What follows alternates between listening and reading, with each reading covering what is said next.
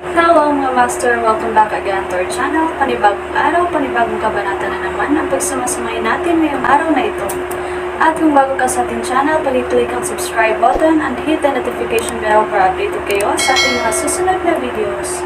So mga master, bago natin simulan ang ating kabanata ngayong araw na ito, huwag po sana natin skip yung ads mga master no, dahil malaking bagay na po yan sa ating munting channel. So simulan na natin kabanata ngayong araw na ito. Let's go! Kabanata 1621 hanggang 1640. Kabanata 1621. Biglang utos ni Jasper. Natigilan si Jake. Sino mang normal na tao na may normal na IQ ay susubukang lusutan ang mahalagang puntong ito sa sandaling ito, ngunit ang utos ni Jasper ay halatang salungat sa sentido komon. Gayunpaman, si Jake ay isang napakahusay na propesyonal na pinuno ng pangkat ng pangangalakal. Walang pag-aalinlangan, agad niyang ibinasura ang kanyang pagdududa at ipinatupad muna ang utos. Upang mapanatili ang maayos na komunikasyon, ang ilang mga tao ay may pananagutan sa pagsagot at pagpapadala ng mga order sa koponan upang matiyak na sila ay gumagalaw ng nakasync 24 na oras sa isang araw. Kaya naman, ang mga order ni Jasper ay naihatid sa Waterhoof City, Harbor City, at Corana sa pinakamaikling panahon. Sa sandaling ito, ipinakita ng buong koponan ang kahusayan nito at nakakatakot na kapangyarihan sa pagpapatupad. Sa wala pang 20 segundo, ang maikling OpenSea ay bumagal ng husto. Ang pinakadirektang pagpapakita ay ang candlestick chart ng Sun-Dollars exchange rate sa screen ay hindi na masyadong nag-fluctuated. Pabago-bago pa rin ang presyo sa pagitan ng 129.9 at 129.8, ngunit hindi na sa napakabilis na bilis. Ang biglaang paglipat ni Jasper ay halatang lumampas sa inaasahan ng Softwind at Wall Street Capital. Hindi lamang sila, ngunit ang mga kritiko at eksperto sa pananalapi na malapit ng sumunod sa dinamika ng digmaang ito ng siglo ay naiwang tulala. Habang iniisip ng lahat kung ano ang gagawin ni Jasper, sa Norris City, tinitigan ni Jasper ang candlestick chart ng ang pamilihan. Kinagat niya ang kanyang labi at walang sinasabi. Hindi nagbigay ng bagong utos si Jasper at si Jake ay hindi nang ahas na gumawa ng ibang aksyon. Kaya naman, sumunod na lang siya sa line of sight ni Jasper para manood ng palengke. Matapos tingnan ito, napagtanto ni Jake na may mali. Nakikita mo ba? Sakto namang nanggaling ang boses ni Jasper sa gilid. Tumango si Jake at mukhang hindi makapaniwala. Ayon sa tradisyonal na pangangatwiran, ngayong pinabagal na namin ang aming OpenSea, isang magandang pagkakataon para sa Softwind at Wall Street Capital na mag-counterattack. Mayroong dalawang pakinabang sa paggawa nito. Ang isa ay upang taasan ang halaga ng palitan, at ang isa ay upang taasan ang kumpiyansa ng mga toro at bawasan ang kumpiyansa ng mga oso. Pagkatapos ng lahat, ang magkabilang panig ay malinaw na ang pinakamalaking bentahe ng shorts ay ang pagkakaroon ng mas maraming retail investors at hot money na mga institusyon, at kung ano ang kulang sa kanila ay pananampalataya. Pero, parang hindi nila ginagawa. Tumango si Jasper at sinabing, oo, ngayong itinigil na natin ang OpenSea, ang kabisera ng Softwind at Wall Street ay hindi umaasenso o umaatras sa 129.9 na marka. Alam mo ba ang ibig sabihin nito? Nangangahulugan ito na maaaring naibigay nila ang antas na ito ng mas maaga kaysa sa aming inaasahan. Walang kamalay-malay na sagot ni Jake, ngunit sa sandaling sinabi niya ito, naramdaman niyang mali siya. Imposible. Ang 130 point mark ay isang mahalagang round point mark. Higit sa lahat, kapag nasira ang 130 point mark, nangangahulugan ito na ang Sun-Dollars ay nakalusot sa pinakamababang halaga ng palitan sa kasaysayan. Kung mangyayari ito, mababaliw ang mainit na pera mula sa buong mundo. Walang paraan na hindi nila alam ito. Malumanay na sabi ni Jasper, so what if they know? At paano kung ang mainit na pera ay mabaliw? Ang Sunrise Central Bank ay hindi pa sumali sa laro at $1 trilyon sa foreign exchange reserves ay nakahiga lamang sa account ng Central Bank, novel drama. Sa kritikal na sandali na ito, bilang pinakamalaking master ng Sunrise Land, hindi hahayaan ng United States ang Sunrise Land, ang kanilang pinakamahalaga at estratehikong chess piece sa East Terra, na magkaroon ng economic collapse. Sa makatuwid, Mula sa simula ng aming OpenSea ay malinaw na ang Sun Dollars ay hindi babagsak. Pero okay lang. Hindi ko inaasahan na babagsak ang ekonomiya ng Sunrise Land. Sa isang banda, pinaikli ko ang Sun Dollars para mapunan ang sariwang dugo at para maiwasan din ang nakatutuwang pag-atake ng Wall Street laban sa amin sa US stock market. Sa kabilang banda, nilayon kong akitin ang kanilang atensyon dito. Ang isang risk-averse hedge fund ay dapat kumita ng malaki at umalis, sa halip na isipin kung aling sistema ng ekonomiya ng bansa ang gusto nilang sirain araw-araw. Ang pagkakaroon ng ganoong ideya ay ang simula ng daan patungo sa pagkasira ng sarili. Tinapik ni Jasper ang balikat ni Jake at malakas na sinabi, lahat, ibalik ang buong pag-atake at makalusot ng 130 puntos. Matapos magbigay ng utos si Jasper, ang Northeast City, Harbor City, Waterhoof City, Corana, at Haddock Chamber of Commerce mula sa mainland ay nagtipon ng kanilang mga puwersa ng sama-sama upang masira ang 130 puntos ng sabay-sabay. Dahil dyan, ang 130-point threshold na lubos na pinaniniwalaan ng mundo, ay nabasag tulad ng isang pelikula na naunat sa limitasyon nito. Ang video na ito ay edited by Urban Storytelling. Kabanata 1622. Nang ang palitan ng Sun Dollars ay lumampas sa 130 puntos, lahat ng nasa Northeast City Trading Center ay nagsaya. Ikinuyom ni Jake ang kanyang mga kamao at sumigaw, "Bravo!" Sa sandaling ito, hindi lamang ang kanilang tagumpay. Nangangahulugan ito na ang Sun Dollars ay gumawa ng kasaysayan at ang halaga ng palitan ay umabot sa mababang tala. Ito ang tagumpay ng lahat ng shorting party at ito ay isang kapistahan para sa pandaigdigang kapital. Sa sandaling ang Sun Dollars ay bumaba sa ibaba ng 130 puntos, malaking halaga ng kapital ang dumagsa. Mayroon silang mga dahilan upang maniwala na ang sistema ng pagtatanggol ng Sun Dollars ay ganap na nasira. Bago ang sentral na bangko ng Sunrise Land gumamit ng mga foreign exchange reserves o ang pinuno ng Sunrise Land ay naglabas ng mga bagong order, ang Sunrise Land ay isang hindi ipinagtatanggol na kayamanan at ang lahat ng yaman dito ay libre para sa kanila na kunin. Nabaliw ang shorts. Nabaliw ang mga kapitalista. Nagwala ang lahat. Ang mga magasin sa pananalapi at balita sa media sa buong mundo ay nagulat ng insidenteng ito ng galit na galit. Sa sandaling ito, ang insidenteng ito ay nai-broadcast sa lahat ng mga channel sa pananalapi sa isang estado ng gulat ito ay ganap na hindi mahalaga kung ano ang mga ulat na ito ay nagbo-broadcast ng maaga dahil ang mga ito ay agad na pinalitan ng balitang ito. Walang nag-isip na ang sistemang pang-ekonomiya ng Sunrise Land, ang pangalawang pinakamalaking ekonomiya sa mundo, ay madaling makapasok. Kabaligtaran ng mga tagay at pagdiriwang ng mga kapitalista mula sa buong mundo, ang Sunrise Land ay puno ng kalungkutan. Ang isang radical na media outlet ay gumawa pa ng isang pessimistic na pananaw na ang ekonomiya ng Sunrise Land ay babagsak, ang pambansang yaman ay dodembong, at ang ekonomiya ng buong lipunan ay maibabalik sa loob ng 20 taon. Sa ilalim ng gayong pesimistikong pananaw, nagsimulang magtipon ang malaking bilang ng mga tao sa ibaba ng Bangko Sentral at Softwin para sa mga demonstrasyon. Ito ay isang hindi nakikitang digmaan, ngunit ito ay malapit na nakatali sa bawat mamamayan. Inilabas ni Jasper ang pinakabagong utos nang makita niyang patuloy ang pag-avalanche ng Sun Dollars. Mag-withdraw. Ito ay isang simpleng salita, gayunpaman, natahimik ang koponan na nagyaya at nagha-high five sa isa't isa. Napatingin ang lahat kay Jasper na may halong takot. Iniisip nila kung nagkamali ba ng pagsasalita si Jasper o nagkamali sila ng narinig. Hindi mo ba ako narinig? I-withdraw lahat ng pondo. Kumunat ang noo ni Jasper at inulit. Bumalik sa katinoan si Jake sa pagkakataong ito at sumigaw ng, "Isagawa agad ang utos." Isagawa ang utos. Nanambalik ang buong team sa kanilang katinoan habang ang lahat ay bumalik sa kanilang mga post at nagsimulang magsagawa ng mga order.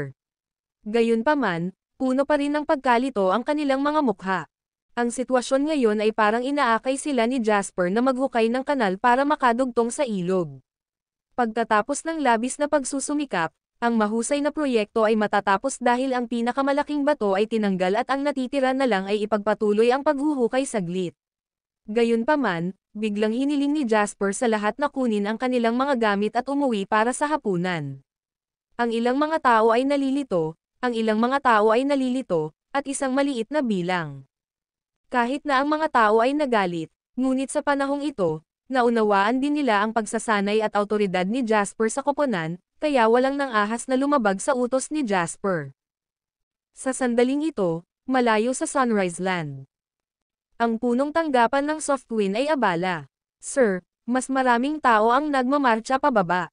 Bagamat may mga pulis mula sa Metropolitan Police Department na nagpapanatili ng kaayusan, hindi nila mapipigilan ang napakaraming tao. Ang isang maliit na grupo ng mga militante ay nagsisimula na ring magsagawa ng isang sit-in sa plaza sa ibaba. Nakikinig sa ulat ng kanyang nasasakupan, walang pakialam na nagtanong si Miles, ano ang hinihiling nila. Nahihiyang sinabi ng subordinate, hiniling nila sa chairman na pamunuan ang buong operation team ng kumpanya na sama-samang magbitiw at magbayad ng mas malaking presyo. Mas malaking presyo. Ipapakulong mo ba ako? Ngumisi si Miles at sinabing, walang alam ang mga tanga. Huwag kang mag-alala tungkol sa kanila pansamantala.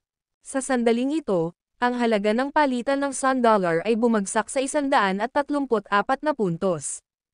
Napapanahong tumunog ang telepono. Alam ni Miles na ito ay isang tawag mula sa mga nakatataas ng Bangko Sentral, at naihanda na niya ang mga kailangan nila. Matapos ay lapit ang telepono sa kanyang tainga, sinabi ni Miles sa malalim na boses, ito si Miles Sean. Sa kabilang dulo ng telepono, narinig ang boses ng isang matanda. Ito si Vernon Wasser. Mr. Wasser, ano ang maipaglilingkod ko sa iyo? Ito ay isang tawag mula sa presidente ng Sunrise Central Bank, Vernon Wasser. Kaya naman, mabilis na magalang na sabi ni Miles. Ang kinatawan ay nagpasa ng emergency bill sa espesyal na parliamento. Bago magkamalay ang ulo, maaari niyang gamitin ang lahat ng kapangyarihan ng ulo. Ang unang utos na inilabas niya ay payagan ang sentral na bangko na bawiin ang ating mga foreign exchange reserves. Maaari kong dalhin ang aming mga foreign exchange reserves sa merkado anumang oras upang isave ang Sun Dollars exchange rate. Magkano? Pera kailangan mo. Pinigilan ni Miles ang kanyang pananabik at sinabing, hindi bababa sa 800 bilyong US dollars. Ang bilang na ito ay astronomical sa anumang lugar at anumang panahon. Nag-alinlangan si Vernon, ganun ba? Ang ilang mga bansa ay gumamit ng mga foreign exchange reserves upang iligtas ang merkado dati, ngunit walang bansa na gumamit ng napakaraming pera ng sabay-sabay. Lumala ba ang sitwasyon hanggang sa puntong ito? Nagmamadaling sumagot si Miles, hindi, kung para lang may salbo ang market, sapat na ang 500 billion US dollars, pero sa pagkakataong ito, gusto kong mapahamak ang instigator mula sa Summerland sa walang hanggang kapahamakan. Kailangan niyang magbayad ng isang masakit na halaga para sa pagkakasala at pandarambong sa pambansang kayamanan ng Sunrise Land. Bukod dito, kailangan ko rin ang kooperasyon ng sentral na bangko upang maglabas ng mga pondo sa merkado at pagkatapos ay gumawa ng anunsyo. Sa ganitong paraan, maaari kong malito si Jasper hanggat maaari at mahulog siya sa ating bitag ng hindi namamalayan. Sa sandaling lumabas ang anunsyo, ang mainit na pera at mga institusyon ay magkakalat sa kalituhan. Pagkatapos, maiiwan si Jasper sa napakalaking tab na hindi niya maalis kahit na gusto niya. Pagkatapos pakinggan si Miles, sinabi ni Vernon sa malalim na boses, gagawin ng sentral na bangko ang lahat para suportahan ka at ibibigay ko rin sa iyo ang kooperasyong kailangan mo, ngunit nakikita mo rin ang kasalukuyang pambansang damdamin. Hindi namin pinapayagan ang kabiguan. Para sa iyo at sa akin, iisa lang ang pagkakataon, naiintindihan mo ba? Natigilan si Miles at malakas na sinabi, oo, naiintindihan ko. Pagkatapos niyang ibaba ang tawag, tinawagan agad ni Miles si Soros sa United States. Ito ang napag-usapan ng dalawa. Ngayon na ang mga mapagkukunan ng sentral na bangko ay nasa lugar, isang napakalaki na lambat ay natural na magbubukas. Gayunpaman, nang malapit nang gumalaw si Miles, ang halaga ng palitan ng Sun Dollars ay biglang tumalbog ng husto. Anong nangyari? Hindi kaya maagang pumasok sa merkado ang pondo ng sentral na bangko. Nagmamadaling pumunta si Miles sa harap ng screen at hindi makapaniwalang sinabi, novel drama. Sir, hindi po pondo ng Central Bank, kundi funds ng JW Foundation, Senador Tel Corporation, at ng Summerland Mainland. Lahat sila ay nagsimulang umatras. May sumigaw. Ang subordinate na hindi alam ang plano ng nakatataas ay parang hindi makapaniwala at nasa sabik. Ito ay tulad ng isang batang babae na itinulak pababa ng isang malakas na lalaki. Matapos maubad ang lahat ng damit niya at akala niya ay hindi na siya makakatakas dito, biglang tumayo ang malakas na lalaki at umalis. Ang kagalakang ito ng pagkakaroon ng bagong buhay ay halos umaapaw. Gayunpaman, ang balitang ito ay parang bolt from the blue para kina Miles at Soros. Ang video na ito ay edited by Urban Storytelling. Kabanata 1623. Ang unang reaksyon ni Miles ay imposible ito. Anuman ang pananaw ni Soros sa usapin o ang kanyang sariling paghuhusga, talagang imposible para kay Jasper na umatras sa oras na ito. Gayunpaman, ito ay nangyayari sa harap niya mismo. Gusto man ni Miles na maniwala o hindi, kailangan niyang magdesisyon sa pinakamaikling panahon. Sir, ipagpatuloy ba natin ang plano? Nag-aalalang tanong ng isang katulong na nakakaalam ng mga plano ni Miles. Noong una ay gusto nilang ihagis ang lambat upang mahuli ang isda, ngunit ngayon ay nakain na ang pain at nakatakas na ang isda. Ito ang pinakamasungit at nakakahiyang bagay sa mundo, novel drama. Madilim at mabangis ang ekspresyon ni Miles. Bumuhos ang matinding galit mula sa kanyang mga mata. Napabuga siya ng hangin, sinusubukang pakalmayan ang kanyang irritable mood. Magpatuloy. Miles gritted his teeth and said, palakasin ang pagsisikap at bilisan. Gawin ang lahat ng posible upang ma-intercept ang mga pondo ni Jasper, kahit na maliit na halaga. Ito ang aming pangunahing layunin, habang ang aming pangalawang layunin ay putulin ang mga institusyon at mainit na pera. Sinipsip nila ang dugo ng Sunrise Land, kaya kailangan nilang bayaran ang presyo. Matapos ang maput na hakbang ni Miles, ang malaking halaga ng pondo mula sa Sunrise Central Bank kasama ang mga pondong pag-aari ng Softwin at Wall Street Capital, na nagkakahalaga ng 800 bilyong US dollars, ay nagsimulang pumasok sa Sun Dollars Exchange Rate Market. Ang mga taong hindi nakaranas nito ng personal ay hinding-hindi mauunawaan ang pagkabigla at kawalan ng pag-asa ng ganoong uri ng sitwasyon. Ang chart ng kandelero, na nahulog ng walang katapusan, ay tila hinawakan niya ng isang higanteng hindi nakikitang kamay at biglang itinaas sa langit. Ang halaga ng palitan ay tumataas ng husto sa bawat lumilipas na minuto at segundo. Sa kolum ng transaksyon, lahat ng sell order ay nilamon na. Kahit sino ito at gaano man kalaki ang kanilang inilabas, mananatili lamang sila sa kolum ng sell sa maikling panahon bago sila lumunin ng napakalaking pondong ito, at walang iwanan.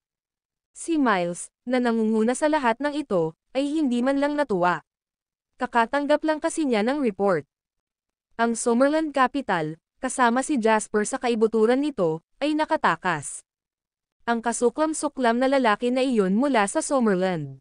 Tumakas siya kahit na mawawalan siya ng higit sa 10 bilyong US dollars. Ang mga maruruming kulisap na iyon ay wala talagang magalang na espiritu. Ungol ni Miles sa opisina, ngunit wala itong silbi. Nagmumura man siya, alam niya sa kanyang puso na kapag hindi ito ginawa ni Jasper, tataas ng 10 ulit o higit pa doon ang pagkawala niya. Sa sandaling ito, nagring ang telepono ng walang pasensya. Dapat maglabas ng anunsyo ang sentral na bangko. Ngayon lang, mahigit 6 na bansa ang nagpadala ng liham ng pagtatanong na nagtatanong kung gumamit ng foreign exchange reserves ang Sunrise Central Bank para iligtas ang merkado ng maaga ng walang anunsyo. Tulad ng alam mo, hindi ito sumusunod sa mga patakaran. Napaupo si Miles sa upuan dahil sa boses ng matanda sa telepono. Naiintindihan ko. Ikinalulungkot ko na ang plano ng aksyon ay nabigo. Tungkol sa usaping ito, bibigyan ko ng paliwanag ang mga tao pagkatapos hamupa ang kaguluhan. Sandaling natahimik ang matandang lalaki sa telepono bago dahan-daang sinabing, at least, hindi na kami nagpatuloy sa pagkalugi. Ang punk na iyon mula sa Summerland ay tiyak na kasuklam-suklam, ngunit ang aming pangunahing prioridad ngayon ay ibalik ang pagkawala ng Sunrise Land sa panahon ng kalamidad na ito. Mangyaring makipagtulungan sa akin sa panahon ng follow-up na gawain. Oo, Mr. Wasser, nabawi ni Miles ang kanyang espiritu at sumagot. Ang video na ito ay edited by Urban Storytelling. Kabanata 1624. At saka, kailangan nating tanggalin si Jasper. Sabi ni Vernon sa madilim na tono, kakatanggap ko lang ng report. Ilang araw lang ang nakalipas, bago niya inatake ang palitan ng Sun Dollars, Nangako siya ng malaking halaga ng ginto sa central bank at nanghiram ng malaking halaga ng pera. Sinadya niyang humiga sa katawan ng Sunrise Land para sipsipin ang dugo nito. Hahanap ako ng paraan para pigilan ang loteng ginto, ngunit sa antas ng ibabaw, hanggat ang lahat ng mga pamamaraan ay legal at sumusunod, hindi talaga matatanggihan ng sentral na bangko si Jasper ang kanyang ginto, kaya dapat mong gawin ito sa lalong madaling panahon, maunawaan.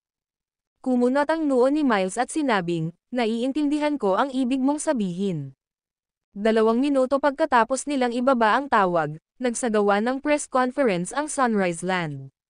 2 bagay lang ang inihayag ng press conference. Ang pinuno ng Sunrise Land ay hindi epektibong magamit ang kanyang kapangyarihan dahil sa kanyang pisikal na kondisyon. Ayon sa Sunrise Land Constitution, pansamantalang papalitan ng deputy ang ulo para gamitin ang lahat ng kapangyarihan. Ang unang utos pagkatapos makuha ng deputy ang legal na kapangyarihan ay ang pagpapalabas ng sentral na bangko ng $500 bilyong sa mga foreign exchange reserves upang patatagin ang halaga ng palitan ng Sun Dollar. Ang 2 balitang ito ay nagpasabog sa pandaigdigang pamayanan sa pananalapi. Kung akala ng mga tao ay medyo makulat lang si Jasper, kung hindi man matapang, dati, halos lahat ay tinatrato na siya bilang Diyos ngayon. Kung ang sino mang pinuno ng isang bansa ay may mga problema sa kalusugan, ito ay isang ganap na lihim. Kahit na ang mga nakatataas sa bansa ay maaaring hindi alam ito, lalo na ang isang dayuhan. Kung ganoon, paano malalaman ito ni Jasper ng maaga at masusulit ang pagkakataong ito? Sa ngayon, sa Norritos City, pansamantalang nakahinga ng maluwag si Jasper. Lahat, ang aming plano ay kalahating matagumpay. Sa harap ng Jasper, ipinapakita ang mga screen ng Harbor City Trading Center at Waterhoof City Trading Center. Napangiti ang munting prinsipe, si Lord Alvarado, at si Kayden. Hindi masama, kumita kami ng malaking pera sa pagkakataong ito at sa wakas ay makakapagbigay na ako ng paliwanag. Natawa si Kayden at sinabing, nawala ko ang 1/3 ng aking punong guro nang ako ay dumanas ng pinakamaraming pinsala. To be honest, I was thinking of retreat at that time, pero Jasper, mukhang tama na ang pagtitiwala sa iyo. Ito ay dahil sa lahat ng nagtatrabaho ng sama-sama, ngunit ang follow-up na plano ay magiging mas mahirap, kaya sa loob ng 2 araw na ito, lahat kayo ay dapat magpahinga at maghintay para sa amin na ilunsad ang pangalawang alon ng mga pag-atake. Ang pangalawang alon ba ng mga pag-atake ay isang mapagpasyang labanan sa kabisera ng Wall Street? Tanong ng munting prinsipe. Sa sandaling nagtanong siya, naging seryoso ang ekspresyon ni Kayden at Lord Alvarado. Tumango si Jasper, ito ang magiging pinakamahirap na bahagi. Bago ito, nag-withdraw kami ng maraming pondo mula sa Dow Jones para i-snipe ang Sun Dollars. Pero noong panahon na iyon, hindi namin maipapaalam sa kanila ang aming ginagawa, kaya kailangan naming isakripisyo ang malaking bahagi ng pondo sa mataas na punto. Kasabay ng nakakabaliw na OpenSea ng Quantum Fund, halos lahat ng mga pagkalugi ay na-liquidate na. Dapat nating laging tandaan na sa buong panahong ito, ang ating tunay na kaaway ay hindi kailanman naging Sunrise Land. Mayroong 3 dahilan kung bakit kami nag-snipe ng Sun Dollars. Ang una ay ang mataas na utang nito ay nagbigay sa amin ng mga mapagsamantalang butas. Ang pangalawa ay kailangan nating lagyang muli ang ating kapital. Ang pangatlo ay gusto naming talunin si Softwin. Kung hindi dahil sa mga salik na ito, halos imposible para sa atin na talunin ang Quantum Fund. Ngayon, si Softwin ay nakahiga at natalo sa lupa. Pagkatapos nating gamitin ang 2 araw na ito para i-recompose ang ating mga sarili at kalaunan ay talunin ang Quantum Fund, sa wakas ay makakamit natin ang tunay na tagumpay. Kung tatapusin natin ito ng ganito, sisingilan tayo ng Quantum Fund ng puot at hindi ito kakayanin ng domestic financial system. Jasper, ano ang gagawin mo sa 2 araw na ito? Tanong ni Lord Alvarado. Bahagyang napabuntong hininga si Jasper at sinabing, bawiin ko ang gintong ipinangako ko sa Sunrise Land. Ang video na ito ay edited by Urban Storytelling. Kabanata 1625. Natuwa ang lahat sa sinabi ni Jasper. Noong nagpaplano si Jasper na mag-short ng Sun Dollars noon, iniligtas niya ito para lahat ng sumunod sa kanya ay kumita ng kayamanan. Sinabi niya sa kanila ang balita ng maaga at pagkatapos ay hiniling sa kanila na gawin ang kanilang mahika at humiram ng Sun Dollars sa pamamagitan ng kani-kanilang channel at i-convert ang mga ito sa US dollars o Summer Dollars, novel drama. Si Kayden man, ang munting prinsipe, o si Lord Alvarado, lahat sila ay may kanya-kanyang channel, kaya natural na hindi ito problema. Gayunpaman, walang sino man ang walang awa tulad ni Jasper, na bumili ng 200 toneladang ginto sa isang go. Ikaw pa rin ang pinakamalupit. Sa tingin ko, malamang na madudurog mo ang puso ng mga bangko sa Sunrise Land. Napangiti si Kayden. Awkward na sagot ni Jasper, ang pinakamahirap sa bagay na ito ay hindi kung paano magsanla at magsangla ng pera, kundi ang bayaran ng pera. Dapat alam na ng Sunrise Central Bank na akin ang ginto. Ang pag-withdraw nito ay hindi isang simpleng bagay. Ang mga salitang ito ay nawalan ng imak sa grupo ng mga tao. Pagkatapos ng lahat, ang 200 tonelada ng ginto ay masyadong mahalaga. Okay lang sana kung walang nangyari. Dapat bayaran ng isa ang pera na kanilang hiniram, bilang isang pangunahing konsepto ng buhay. Kung ang interes ay binayaran tulad ng dati, ang Sunrise Central Bank ay walang dahilan upang itago ang ginto at hindi ibalik ito. Ngayong malinaw na ang lahat, alam ng lahat na sinanglan ni Jasper ang batch ng ginto na ito para bumagsak ang Sun Dollars. Matapos alisin ang lahat ng mga benepisyo, malaki ang posibilidad na hindi ito pagmamay-ari ng Sunrise Central Bank. Ayon sa exchange rate conversion, ang 200 toneladang ginto ay nagkakahalaga ng 200 bilyong Sun Dollars, katumbas ng 26.3 bilyong Summer Dollars.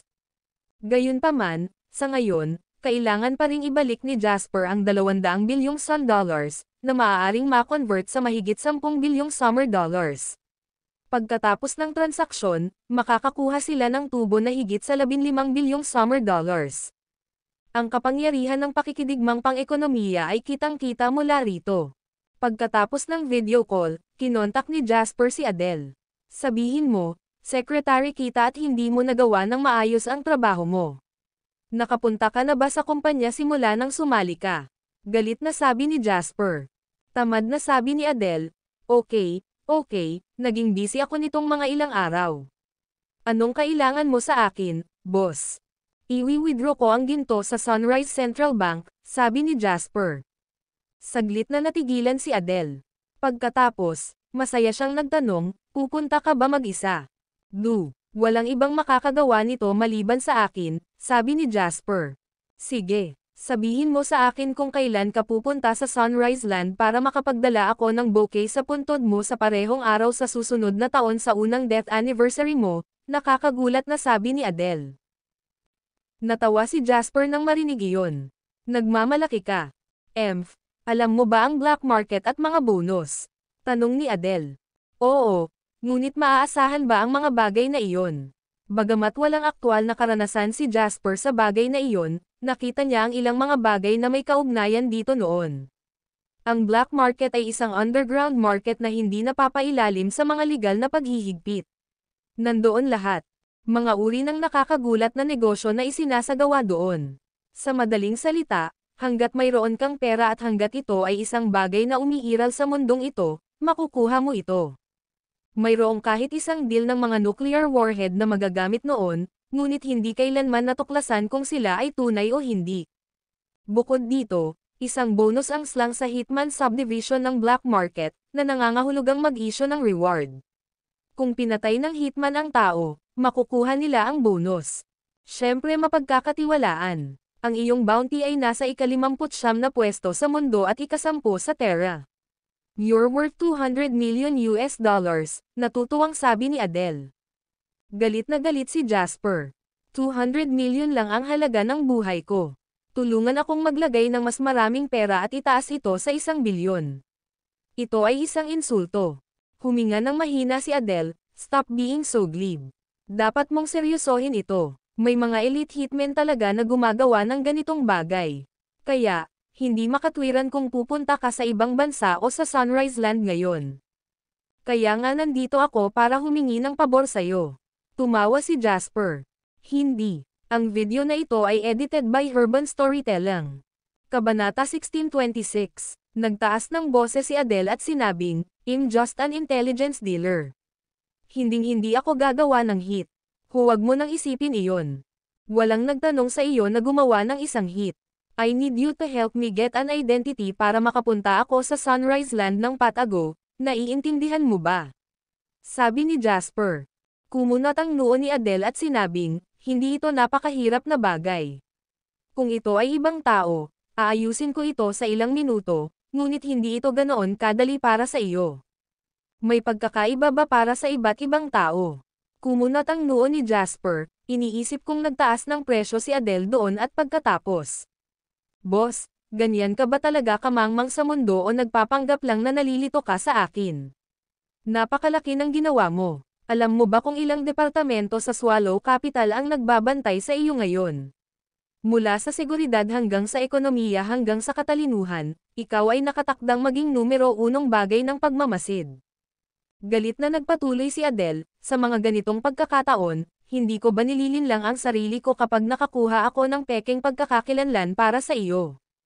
Ngunit ang pangunahing layunin ko ay magtago mula sa mga taong nanonood sa akin mula sa ibang bansa." Kumunat ang noo ni Jasper, "Novel drama. Alam ko, kaya ang bagay na ito ay hindi ganap na walang pag-asa. Hayaan akong suriin ito para sa iyo. Pupunta ka nga sa Sunrise Land sa pagkakataong ito para sa negosyo, at nag-ambag ka lang sa ating pambansang interes, kaya masaya ang mga nakatataas. Hindi naman dapat masyadong problema, kaya hintayin mo na lang ang updates ko." Natapos magsalita si Adele at agad na ibinaba ang telepono. Nag-isip sandali si Jasper at tinawag si Julian. "Humanda ka, sabay tayong pumunta sa Sunrise Land." Hindi na tinanong ni Julian ang dahilan ng mga utos ni Jasper bago isagawa ang mga ito sa tea. Pagkatapos niyang tumango ay inihanda na niya ang mga kailangan. Pagkatapos nito, kahit papaano ay nakarating sa pandinig ni Henry ang balitang ito. Yung punk na si Julian. Pagtingin kay Henry na nakatitig sa kanya na may kaakit-akit ng ngiti, sinapo ni Jasper ang kanyang noo. Magiging mapanganib ang paglalakbay na ito. Tinapik ni Henry ang kanyang dibdib at sinabing, "Hindi ako pupunta kung hindi mapanganib. Buong buhay ko, hinahabol ko ang ultimate excitement. Kung may mangyari sa iyo, matatapos na ang mga batas," muling sabi ni Jasper. "Kalokohan, may kapatid pa sila." Kinawean ni Henry ang kanyang kamay at naiinip na sinabi, "Marami lang akong kinikita sa iyo, kaya marami na akong pera. Tuwing may pera ako, gusto kong gastusin. Bilasan mo mag-isip ka, isasama mo ba ako o hindi? Kung hindi, hindi mo ako mapipigilan sa pag-apply ng visa sa sarili mo, di ba? Lahat ay napapailalim sa aking pag-aproba. Hindi ka dapat kumilos ng nakapag-iisa. Hindi ito biro," nakompromiso si Jasper. Matapos isara ang isang deal kay Henry, tinawagan siya ni Adele. "Tapos na, pero may mga requirements din sa higher up. Gusto nilang magpadala ng 2 tao na susundan ka para protektahan ka sa buong proseso." Tulala na sabi ni Jasper, "Hindi ako endangered animal. Kailangan ba nilang gawin ito sa akin? Talagang delikado, at hindi lang kita sinusubukang takutin. Ito ang mga tagubili ng mga nakatataas at para rin ito sa iyong ikabubuti," walang magawang sabi ni Adele. "Sige, kailan sila darating?" tanong ni Jasper. "Kailan ka aalis?" tanong ni Adele. "Mas maaga mas maganda. Kung maaari, plano kong umalis sa flight ngayong gabi," sabi ni Jasper. "Ayos lang. Dapat pumunta ka sa airport ngayon. Aalis sila ng Swallow City at dapat nandoon na sila pagdating mo sa airport," sabi ni Adele. "Kalokohan, lumilipad sila. I'll need 40 minutes to go to the airport and they will need at least 2.5 hours to fly here from Swallow Capital," pagdududa ni Jasper. Sila ay lumilipad ngunit sila ay paparating sa mga fighter jet sa bilis na 2.2 Mach. Kaya nilang lumipad ng 2,700 kilometro sa loob ng 1 oras. Maaari bang ihambing ito ng isang civil aviation airliner? Natigilan si Jasper sa sinabi ni Adele. Ang video na ito ay edited by Urban Storytelling.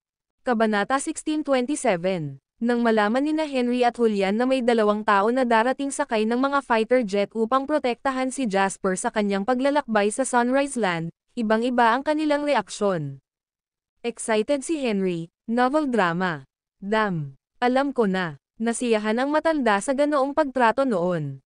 Dapat ay nanggaling ito sa pinakamataas na lihim na serbisyo. Lahat ng tao doon ay mga Diyos at lahat sila ay may awtoridad na kumilos muna, magulat sa ibang pagkakataon. Napakagaling. Kung ang dalawang taong ito ay makapagpapasaya kay Henry, kung gayon ang departamento kung saan nagmula ang dalawang taong ito ay talagang napakalakas. Pagkatapos nito, ang susunod na pangungusap ni Henry ay nagsiwalat ng kanyang tunay na pagkatao. Ito ay tunay na kapangyarihan. Tayong pangalawang henerasyon ay alam lamang kung paano lumabas araw-araw upang ipakita ang ating lakas at ikumpara kung magkano ang pera ng ating mga matatanda. Para kaming mga buffoon. Pangarap kong maprotektahan ng ganoong departamento balang araw. Kapag dumating ang oras na iyon, ilalabas ko sila upang ipagmalaki sila sa lahat, pagkatapos ay hihilingin ko sa kanila na ituro ang kanilang mga baril sa sino mang hindi kumbinsido. I don't care how bad asterisks sa their father or grandfather is really complete my life if they don't even dare to breathe too loudly in my presence. Samantala, hindi umimik si Julian, ngunit may nagngangalit na apoy sa kanyang mga mata. Aniya, para silang mga knight noong sinaunang panahon, di ba? Sigurado akong magaling sila sa mga kamao nila. Tiningnan ni Jasper ang dalawang halimaw, umiling, hindi pinansin, at nagpaalam kay Wendy. Siyempre, hindi niya sinabi sa kanya ang mga panganib ng paglalakbay na ito. Sa halip, pinaisip niya si Wendy na isa itong ordinaryong business trip. Pagkaraan ng ilang saglit na pagsasama ng dalawa, nagpaalam si Jasper at umalis. Pagdating sa airport, tiniyak ng pagkakakilanlan ni Jasper na hindi na kailangan pang pumila sa security check para pumunta sa terminal. Kahit na hindi niya ito hiniling, ang lipunan at katotohanan ay ganito. Ang kanyang panahon ay ibang konsepto sa panahon ng ordinaryong tao, 1 minuto para sa mga ordinaryong tao ay 1 minuto lang. Samantala, mayroong hindi kilalang halaga ng kayamanan na dumadaloy sa loob lamang ng 1 minuto ni Jasper. Kapag tumaas ang kanyang katayuan, natural na matamasa niya ang mga pribilehiyong kaakibat nito. Hindi alam ni Jasper kung kailan nagsimulang ayusin ng mga staff sa airport na dumiretso siya sa tarmac tuwing siya mismo ang pupunta sa airport. Nakatayo sa ilalim ng kanyang Gulfstream na eroplano ang 2 Secret Service personnel na direktang lumipad mula sa Swallow City libu-libong kilometro ang layo sakay ng isang fighter jet. Hello, Mr. Lane. Ang pangalan ko ay Gary Finnegan, at ang kasama ko ay si Seamus Donnell. Kaming dalawa ay kabilang sa pinakamataas na Secret Service Department. Ito ang aming pagkakakilanlan. Inutusan kaming protektahan ka sa paglalakbay na ito. Mula ngayon, ang iyong kaligtasan ay nasa aming mga kamay hanggang sa bumalik ka sa bansa. Isang matipunong binata na may taas na humigit kumulang 1.8 metro at may payat na figure ang lumapit kay Jasper nang makita siya. Pagkatapos niyang itaas ang kanyang kamay para saludo kay Jasper, malinaw at tumpak niyang sinabi ang mga salitang ito. Pagkatapos noon, iniabot niya ang mga pagkakakilanlan niya at ng kanyang kasama kay Jasper. Sumandal si Henry at excited na sinabi, Oo, oo, oo. Ito ang pagkakakilanlan na nagpapahintulot sa kanila na kumilos muna at magulat sa ibang pagkakataon. Sumulyap si Gary kay Henry at walang sinabi. Ngumiti si Jasper at tumango sa kabilang party.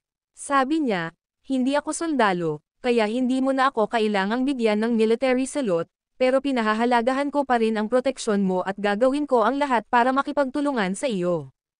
Nang makita ni Gary na napaka-easygoing ni Jasper, lumuwag ang ekspresyon niya at naglakad siya sa likod ni Jasper. Bilang pinaka-profesional na bodyguard, kailangan nilang bigyan ng partikular na atensyon ang taong pinoprotektahan nila. Hindi nila dapat hadlangan ang mga aksyon ng target na tao, ngunit kinailangan din nilang sakupin ang paborebleng lupain upang matiyak na makakatugon sila sa pinakamaikling oras kung at kapag nagkaroon ng emergency.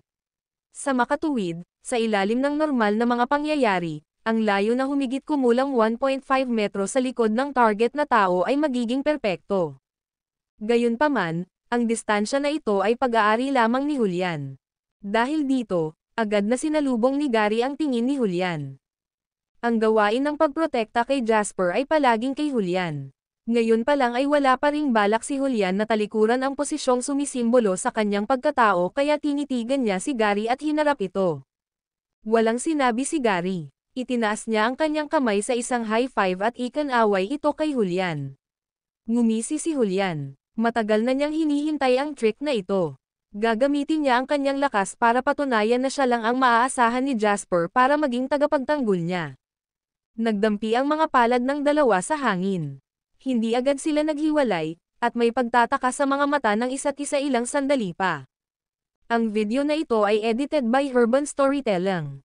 Kabanata 1628. Malalaman ng mga eksperto kung may kakayahan ang kabilang partido.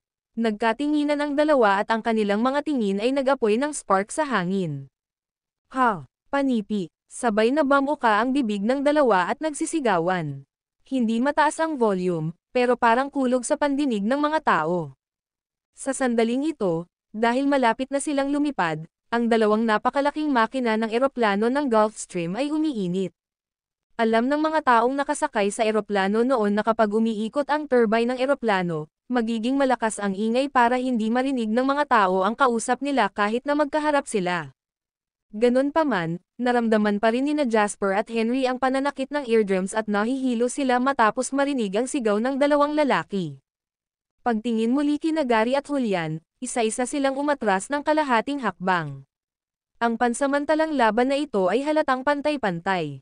Sa kabilang banda, naglabas ng baril mula sa kanyang holster ang kasamahan ni Gary na si Seamus at itinutok kay Julian. Malamig niyang sabi, nagbanta ka sa kaligtasan ng target na tao. Paatras ka agad ng 3 metro, kung hindi, babarilan kita agad. Sumabog ang nakamamatay na tingin sa mga mata ni Julian. Tama na. Ikan-away ni Jasper ang kamay niya. Mabuti naman na subukan nila ang isa't isa, ngunit kung talagang nag-away sila, hindi nararapat. Kaibigan ko si Julian. Lumapit si Jasper at hinayla si Julian sa gilid niya. Tapos, ngumiti siya kina Gary at Seamus. Pasensya na, guys. Ang isang makapangyarihang tao ay igagalang saan man sila magpunta. Tumango si Gary, sinenyasan si Seamus na alisin ang kanyang sandata, at sinabi kay Julian, napakalakas mo. Naglaho ang nakamamatay na hangarin sa puso ni Julian, at sinabi niya kay Gary, hindi ka rin masama. Nagkatinginan ang dalawa at ngumiti. Masasabing mayroon na silang preliminary understanding sa isa't isa. Halika, sumakay na tayo sa eroplano, sabi ni Jasper. Mangyaring maging handa sa pag-iisip. Habang paakay ng eroplano, biglang ngumisi si Henry kay Jasper. Ano? Naguguluhan si Jasper. Malalaman mo na agad. Napangisi si Henry. Pagkatapos, nakita ni Jasper kung gaano kahigpit ang pinakamataas na Secret Service Department. Nang makasakay sina Gary at Seamus sa eroplano, agad nilang hinanap at iniskan ang buong barko. Itinuro ni Henry ang instrumento sa kamay ni Seamus at sinabing, nakikita mo ba iyon? Ang teknolohiyang militar ay nauuna ng hindi bababa sa 10 taon kaysa sa teknolohiyang sibilyan. Walang bug ang makakatakas sa radar nito. Ito ay kaya F***Sting awesome. Pagkatapos nito, iimbestigahan din nila at hahanapin ang lahat ng mga tripulante. Pagkatapos, hihilingin nila ang pinakamataas na autorisasyon sa mga electronics ng sasakyang panghimpapawid upang matiyak ang kaligtasan sa panahon ng paglipad. Tumingin si Jasper kina Seamus at Gary na abala sa kanilang negosyo at biglang nagtanong, guys, pwede ko bang tanungin kung may arrangement ba kayo pagkatapos ninyong ma-discharge? Natigilan sandali si Gary at sumagot, magkakaroon ng isang espesyal na departamento na magpapadali sa amin na magpalit ng trabaho, kadalasan sa mga lokal na security gig. Kung ayaw natin, pwede rin tayong makatanggap ng retirement compensation para makauwi at gumawa ng ibang negosyo.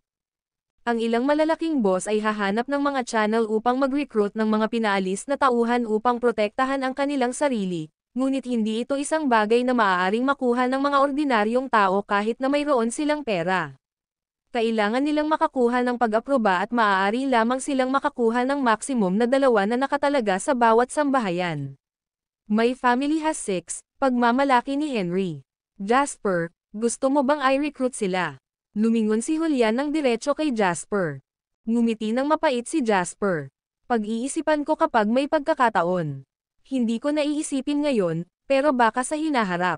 Ang video na ito ay edited by Urban Storytelling. Kabanata 1629.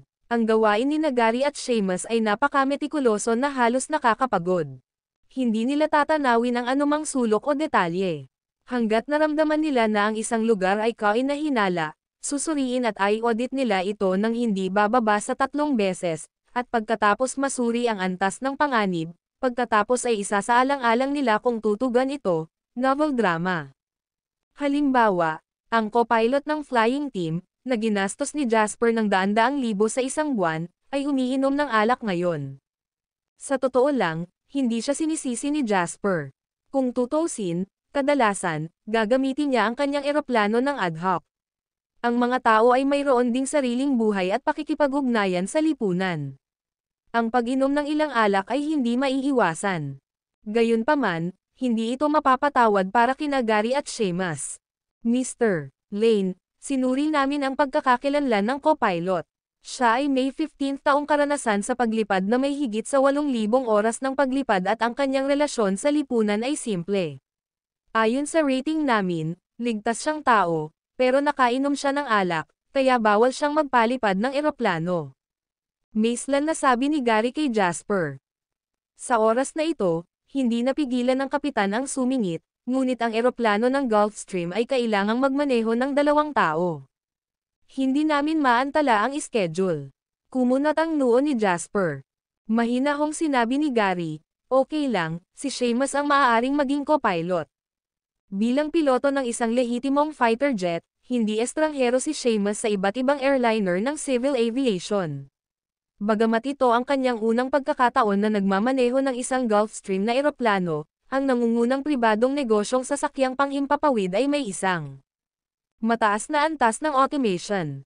Karaniwan, ang computer ay automatikong makukumpleto ang misyon ng paglipad kung walang aksidente. Tsaka may kapitan pa sila kaya hindi problema. Oo, umalis ka na kapag tapos ka na sa pag-aayos. Napatingin si Jasper sa oras. 2:00 na ng madaling araw at mahimbing na ang tulog ni Henry.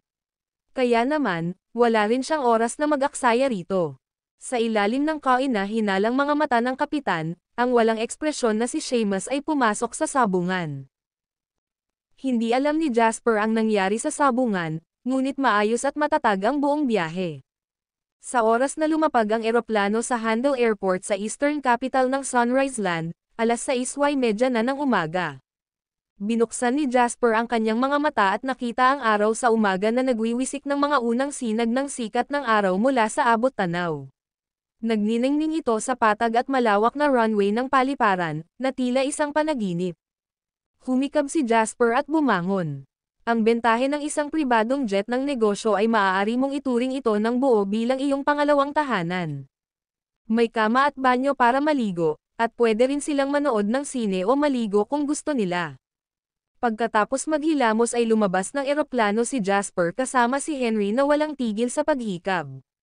Sumunod sina Gary, Seamus, at isang masiglang Julian. Saan tayo pupunta? Tanong ni Henry. Diretso tayo sa Central Bank, desididong sabi ni Jasper. Ilang beses sinubukan ni Adele na hikayatin siya na huwag pumunta sa Sunrise Land mismo, at nagpadala rin ang mga nakatataas ng 2 top secret service personnel para protektahan siya. Hindi tanga si Jasper, kaya paanong hindi niya nakikita ang panganib ng paglalakbay na ito. Ang mga tao sa Sunrise Land ay hindi kailanman nangako na maging isang matuwid na Ginoo. Nilalazlas lang ni Jasper ang kanilang ayorta at ngayon, lumapit siya sa kanila nang gusto nilang balatan siya ng buhay para makaganti. Natural, kailangan nilang mabilis na tapusin ang kanilang negosyo at makaalis sa lugar na ito na sinasakyan ng panganib. Saktong pagpasok ni Jasper sa sasakyan ay nakatanggap siya ng tawag mula kay Adele. Nakarating ka na ba sa Eastern Capital? Tanong ni Adele. Ang video na ito ay edited by Urban Storytelling. Kabanata 1630. Oo, papunta na kami ngayon sa Sunrise Central Bank. Kung magiging maayos, makakabalik ako ngayong gabi pagkatapos kong direktang magbayad at mailabas ang mortgage, sabi ni Jasper. Hindi ito magiging maayos. Bagamat nakapeke ka ng pagkakakilanlan upang makapasok sa bansa, dapat mong ipakita ang iyong tunay na pagkakakilanlan kapag pumunta ka sa sentral na bangko upang kanselahin ang mortgage. Sa oras na iyon, hindi mo magagawang itago. Malalaman ka agad ng mga nakatataas sa Sunrise Land na nasa Eastern Capital ka na. Nagpadala ako ng text message sa iyong mobile phone. Maaari kang makipag-ugnayan sa numero sa text message kung ikaw ay nasa isang emergency. Gagawa sila ng paraan para matulungan ka. Nagulat si Jasper, mayroon ka bang mga especially iya sa Eastern Capital? Ano bang pinagsasabi mo? Iyan ay sobrang hindi ka nais pakinggan. Hindi especially iya yan, embassy yan. Saglit na natigilan si Jasper at saka gumaan ang pakiramdam. Ngumiti siya at sinabi, sa pamamagitan nito, naglakas loob pa akong pumasok sa gusali ng Parliament sa Sunrise Land. Matapos makipag-chat saglit kay Adele, binaba na ni Jasper ang tawag.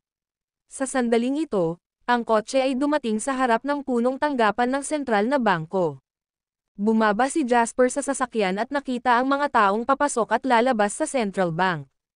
Lahat sila ay pinipigilan ang kalungkutan sa ilalim ng kanilang mga kalmadong ekspresyon, novel drama. Ang sentral na bangko, hindi tulad ng mga komersyal na bangko, ay walang komersyal na negosyo, kaya kakaunti ang mga ordinaryong tao ang pumupunta rito. Ang mga naririto ay alinman sa mga kawani ng Bangko Sentral o mga kawani mula sa iba pang mga komersyal na bangko o mga departamento ng pananalapi na narito sa negosyo. Ang mga taong ito ang magiging pinakasensitibo sa pag-avalanche ng exchange rate ng Sun Dollar na katatapos lang mangyari. Kagagaling lang ng insidenteng iyon at ang epekto nito sa lahat ng lipunan ng Sunrise Land ay magtatagal bago magkabisa, ngunit naramdaman na ng mga taong ito sa industriya ng pananalapi ang mga kakilakilabot at sakuna. Nagbabadya sa abot tanaw. Pumasok sina Jasper at Henry sa punong tanggapan ng Central Bank habang nag-uusap sila. Ang kanilang mental state ay kabaligtaran ng mga tao sa Sunrise Land sa kanilang paligid. Kumusta, mga ginoo? Narito ba kayo para sa isang tao, isang utusan, o marahil ay isang pagpupulong? Sa front desk, magalang na tanong ng isang maganda at fair-skinned na babaeng staff na nakangiti. Para sa isang errand, narito ako para sa pagbabayad at pagkansela ng aking mortgage, sabi ni Jasper. Okay. Nasa 37th floor ang Pledge Procedure Office. Maaari mong lutisin ang iyong issue doon. Napakagalang pa ng babaeng staff. Gayunpaman, kailangan ko sa iyo at sa mga taong pumapasok din sa tabi mo upang ipakita ang iyong mga ID. Kailangan naming irehistro ang iyong impormasyon. Nagmuni-muni si Jasper bago kinuha ang kanyang totoong passport mula sa briefcase na dala nito. Dahil siya ay nasa Bangko Sentral, hindi na kailangang magtago. Kakailanganin niyang ipakita ang kanyang pagkakakilanlan kapag ginawa niya ang mga paglilitis sa ibang pagkakataon. Unang inirehistro ng babaeng staff ang impormasyon ni Henry at ng barkada. Normal na ang lahat at nang sa wakas ay matanggap niya ang pasaporte ni Jasper, nag-freeze ang ekspresyon niya nang ipasok niya ang impormasyon nito sa computer. Napatingin siya sa computer, pagkatapos ay kay Jasper. Pagkatapos noon, kinakabahan siyang nagsalita, Mr. Lane from Summerland, pasensya na medyo mataas ang level mo. Mangyaring maghintay ng ilang sandali, isang espesyal na manager ng reception ay darating sa iyo sa lalong madaling panahon. Nang ipasok ng front desk ang impormasyon ni Jasper sa computer, sa loob ng 1 minuto, natanggap ng Pangulo ng Bangko ng Sentral na si Vernon ang balita. Ang punk na ito mula sa Summerland ay hindi makapaghintay na dumating at tanggapin ang kanyang trepeo, malungkot na sabi ni Vernon. Sir, ang kayamanan ng Sunrise Land ay hindi dapat maaga ng ganoon kadali ng lalaking ito mula sa Summerland, galit na sabi ng taong dumating upang iulat ito kay Vernon. Dapat kang pumunta at tanggapin siya. Sa madaling salita, hindi siya pinapayagang magpatuloy sa pagpapalabas ng mortgage, pabayaan niya ang pagkuha ng ginto ng ganoon kadali. Naiintindihan mo ba? Utos ni Vernon. Oo, huwag kang mag-alala, sir. Aasikasuhin kong mabuti ang bagay na ito. Sabi ng kinauukulan na may evil grin sa mukha. Ang video na ito ay edited by Urban Storytelling. Kabanata 1631. Makalipas ang mahigit 10 minuto, inimbitahan si Jasper at ang kanyang barkada sa isang malaking opisina. Pagpasok ni Jasper, nakita niya ang ilang tao na nakaupo na sa opisina. Ang nangunguna ay isang lalaking nasa katanghaliang gulang na may buzz cut at isang solemne na ekspresyon. Ako ang tagapamahala ng sentral na bangko na responsable sa paghawak ng lahat ng negosyo na may kaugnayan sa vault at collateral, si Andy Holland. Matapos makita si Jasper, Ang nasa katanghaliang gulang na lalaki ay nagkusa na ibunyag ang kanyang pagkakakilanlan. Ibinuka ni Jasper ang kanyang bibig at sinabing, Jasper Lane mula sa JW Capital sa Summerland. Nang marinig ang pangalan, kumaibot ang sulok ng bibig ni Andy. Pagkatapos, sinabi niya na may bahagyang malungkot na mga mata, naging pamilyar na kami sa JW Capital at Mr. Jasper Lane sa panahong ito. Iniisip ko kung dapat ba akong parangalan o malungkot. Ngumiti si Jasper at hindi na nag-aksaya ng oras. Kinuha niya ang orihinal na mortgage certificate at inilagay sa desk. Pagkatapos noon, itinulak niya ito sa harap ni Andy at sinabing, since kilala na natin ang isa't isa, then let's get to business.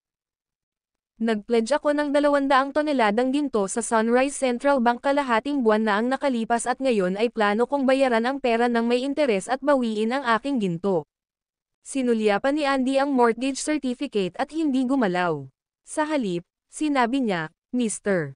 Lane, Sunrise Central Bank ay ang pinakaligtas na lugar sa mundo. Hindi maginhawa para sa iyo na mag-alis ng 200 toneladang ginto. Kung hindi mo ito kailangan, bakit hindi ito iimbak dito sa ngayon? Sa pagbabayad naman, huwag kang mag-alala. Ngayon, alam na ng lahat ang lakas ng JW Capital. Walang maniniwala na mahuhuli ka sa mga pagbabayad, Mr. Lane. Hindi naman kami nagmamadali, bakit ka nagmamadaling bayaran kami? Tumawa si Jasper, dahil ako mismo ang dumating upang kunin ang ginto ng maaga. Nangangahulugan ito na mayroon akong mahusay na paggamit para dito. Oh, nagtataka ako kung bakit sabik na sabik kang bawiin iyon, tanong ni Andy. Plano kong bawiin ang maraming ginto at gamitin ito bilang mga ladrilyo para sa aking dingding, ano sa palagay mo? Dahil sa sinabi ni Jasper, bumagsak ang mukha ni Andy. Mr. Lane, niloloko mo ba ako? Tumawa si Jasper, Mr. Holland. Sino ang nagmamay-ari nitong ginto? Bagamat nag-aatubili, hinanda ni Andy ang sarili at sinabing, Mr. Siyempre, sayo naman yan, Lane.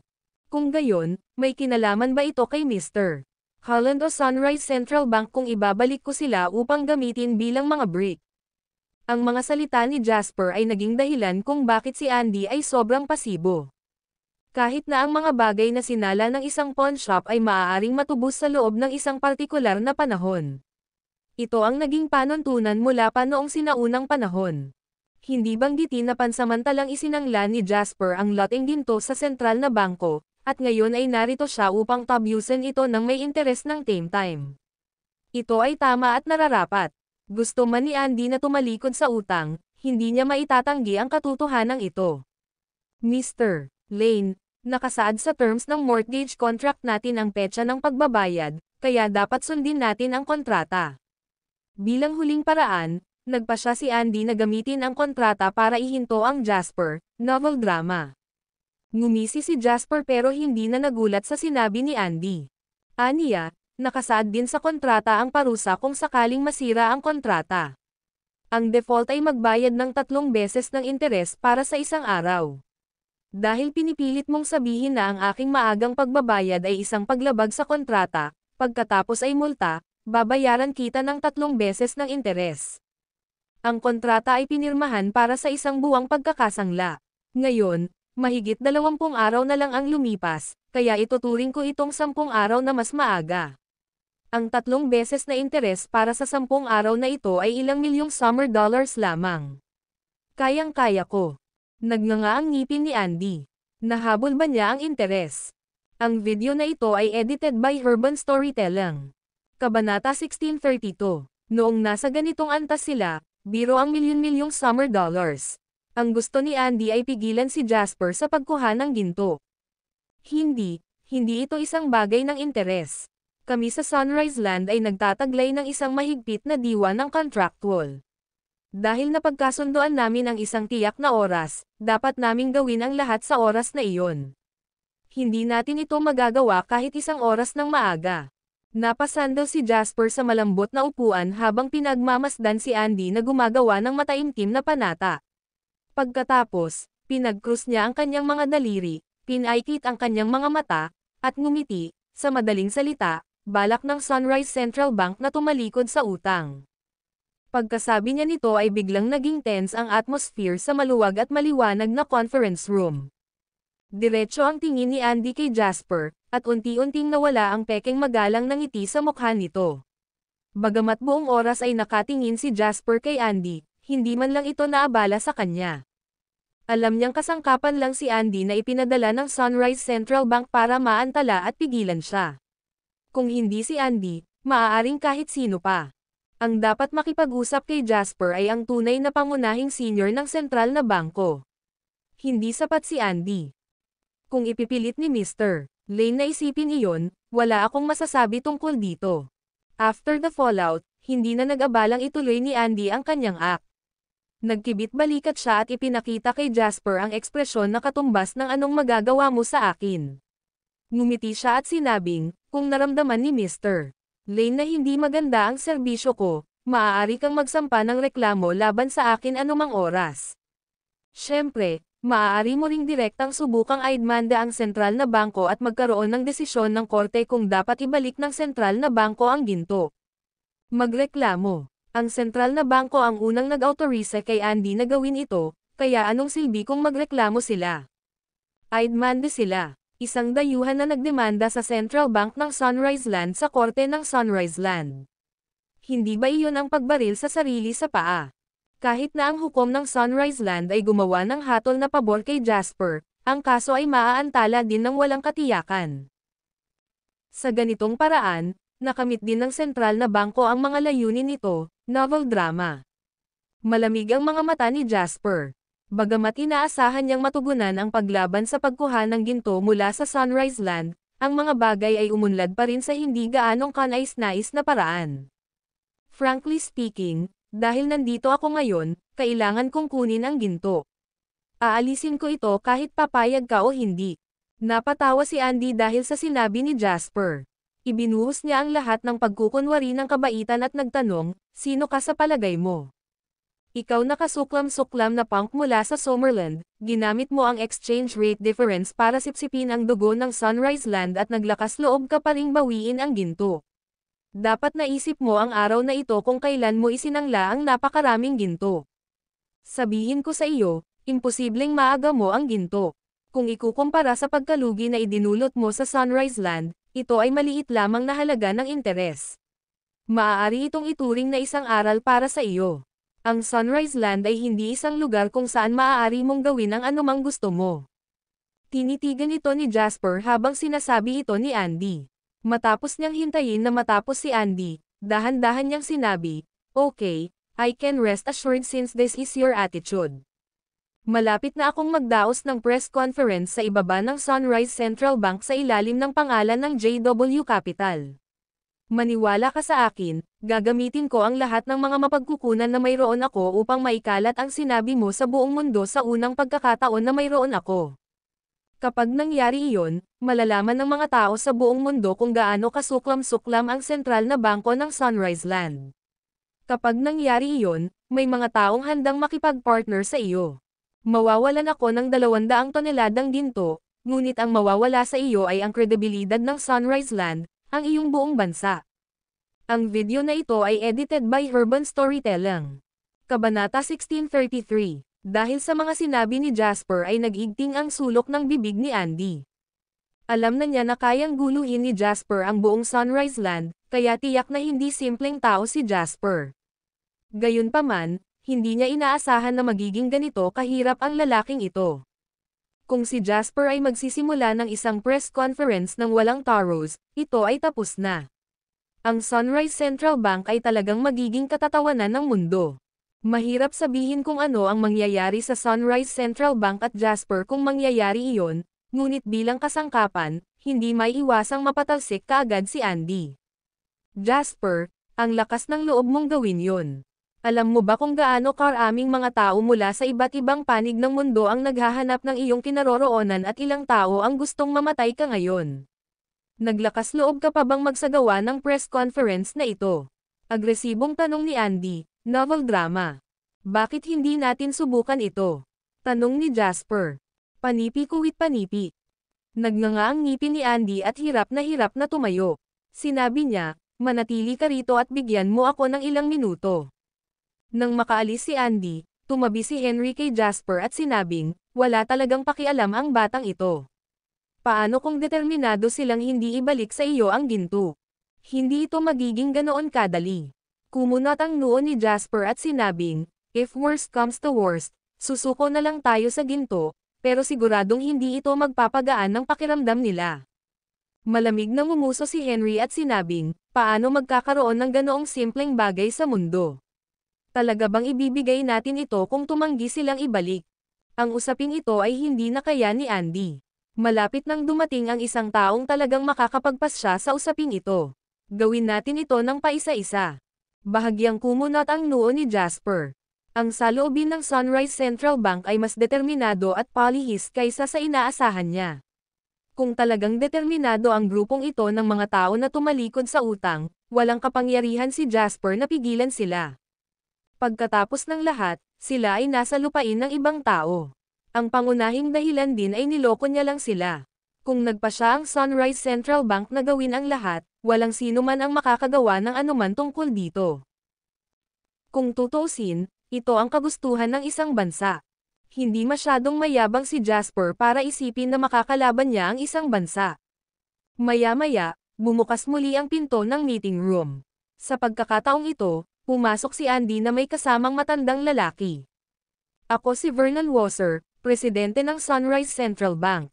Napakalalim ng mga mata ni Vernon sa ilalim ng kanyang mapuputing kilay. Tahimik siyang nakatingin kay Jasper. Ang pagkakaiba sa pagitan ng matanda at binata ay tila napakalaki. Gayunpaman, kailangang aminin ni Vernon na magaling si Jasper. Natalo si Andy sa loob ng kalahating oras, kaya napilitan siyang lumapit. Mr. Wasser, I've heard about you, sabi ni Jasper.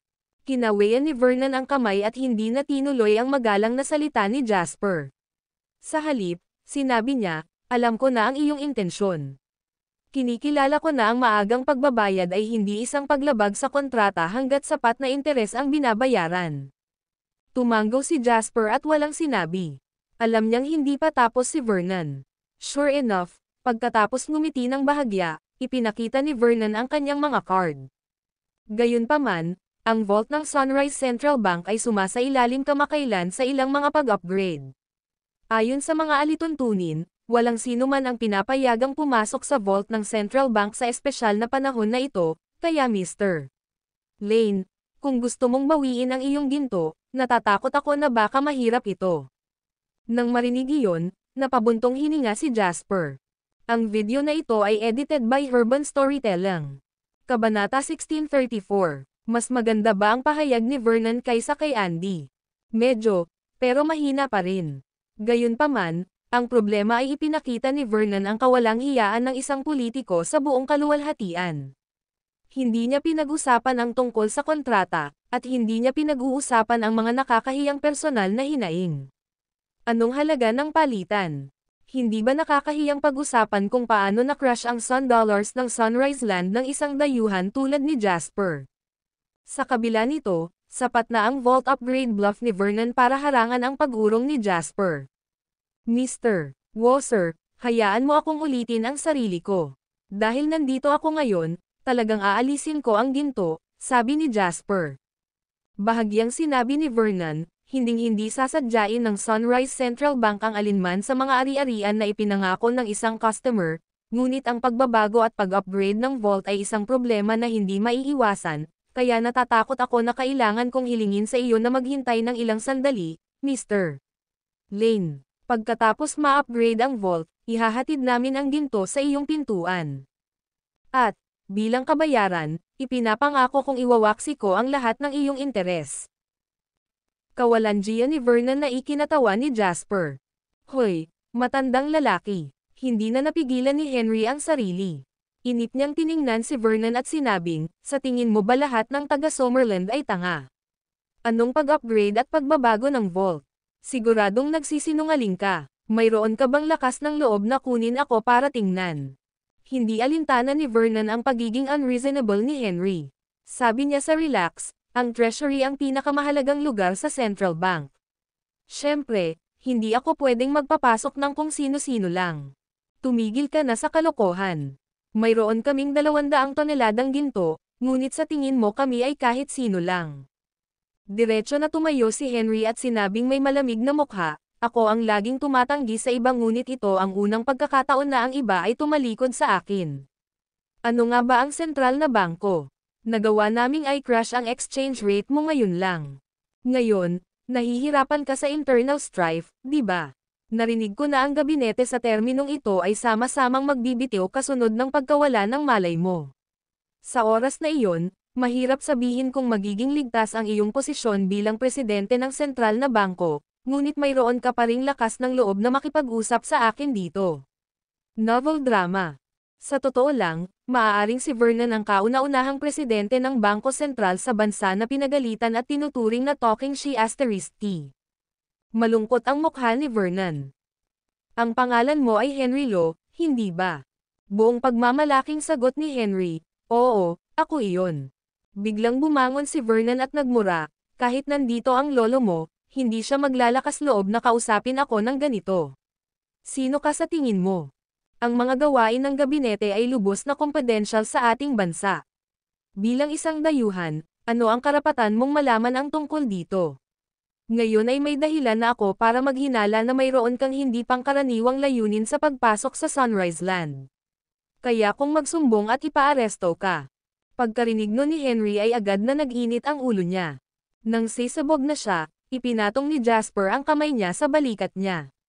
Mr. Wasser, bakit ka mag-abala sa paghakbang sa mga antas nating mga bata?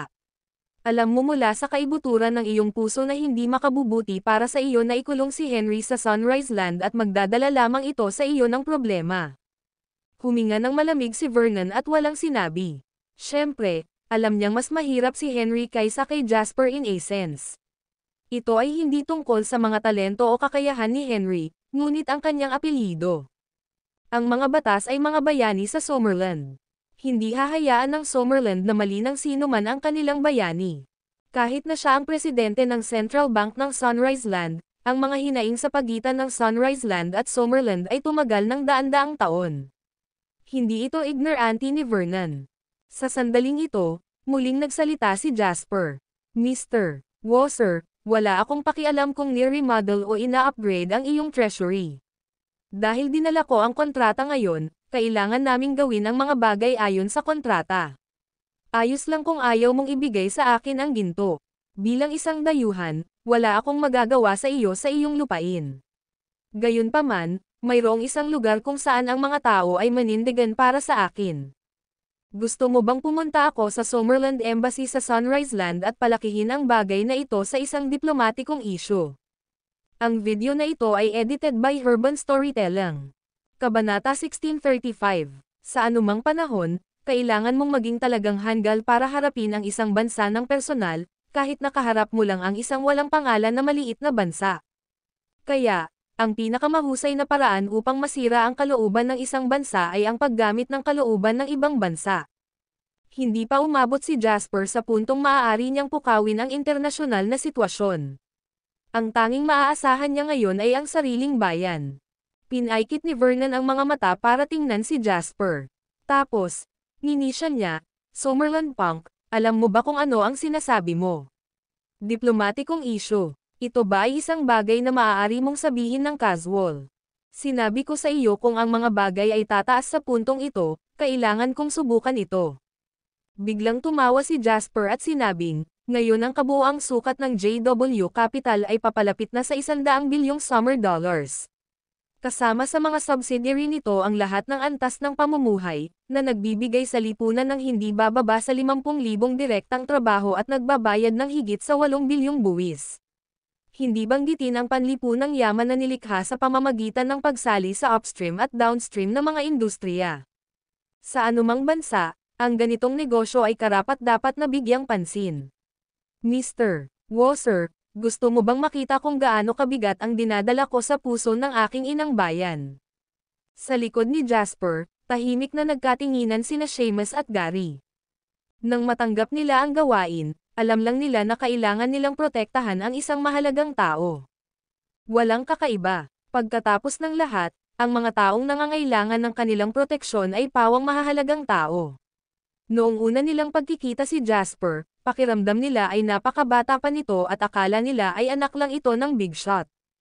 Gayunpaman, hindi nila inasahan na si Jasper ay hindi lamang nagkaroon ng kumpiyansa at lakas ng loob na banta ang Central Bank President ng Sunrise Land, ngunit sila rin ay nagtataglay ng gayong nakakatakot na lakas. Hindi nila alam na tumibok din ang puso ni Jasper sa sinabi nito. Kung tutuusin, ito ay bawal at lalabag sa mga alituntunin ng mga nakatataas kung ang isa ay mayabang dahil lamang sa umaasa sa pabor at may malaking kapangyarihan sa kanilang panig. Gayunpaman, hindi ito inisip ni Jasper. Ngayon lang niya ito sinasabi para gamitin bilang bargaining chip para pilitin ang Sunrise Land Central Bank na mag-regress. Matapos marinig ang mga salitang ito, si Vernon ay natahimik ng mahabang panahon. Ang kanyang kamao na nakatago sa ilalim ng mesa ay lumuwag at patuloy na humihigpit. Upang ilagay ang bagay na ito ng simple, ang Sunrise Land ay labis na nabalisa at nais na magdulot ng ilang gulo para kay Jasper. Upang maging mas komplikado, ito ay tumaas sa isang pampulitikang laro sa pagitan ng dalawang bansa. Sa kasalukuyan, ang mga nakatataas sa Sunrise Land ay nasa kaguluhan at hindi matatag. Ito ay dahil sa mga problema sa kalusugan ng kanilang ulo at mga problema sa ekonomiya na dulot ng halaga ng palitan. Sa sandaling ito, mahirap sabihin kung may anumang iniisip o plano si Summerland para sa kanila. Nadama ni Vernon na naiintindihan ni Jasper na mahirap makuha ang kanyang ginto sa pagkakataong ito, ngunit dumating pa rin siya at kahit na naiinip na siya tungkol dito. Ginagawa ba niya ito dahil ito ang kagustuhan ng pamahalaang Summerland? Kung ito ang kaso, ito ang pagtatangka ni Summerland na ipahayag ang politika sa Sunrise Land. Ang isang maliit na presidente ng sentral na bangko na tulad niya ay hindi makakagawa ng isang mahalagang desisyon sa panahong tulad nito. After weigh the pros and cons, tumingin si Vernon kay Jasper at biglang ngumiti. Maliit na bagay lang ito sa pagitan namin, kaya hindi ko na yata kailangang iyangat. Maaaring bawiin ang ginto anumang oras. Ngunit Mr. Lane, ito ay isang desisyon na ginawa mo sa iyong sarili at hindi mo ito maaaring pagsisihan. Tumaas ang kilay ni Jasper at sinabing, katwiran ko na bawiin ko ang mga gamit ko. Hindi ko pagsisisihan ito. Napakagaling. Parang nakahinga ng maluwag si Vernon. Kinawayan niya ang kanyang kamay at sinabing, Holland, dalhin mo si Mr. Lane para dumaan sa mga formalidad. Dahil gusto niyang kunin ang loteng ginto, ibigay mo sa kanya.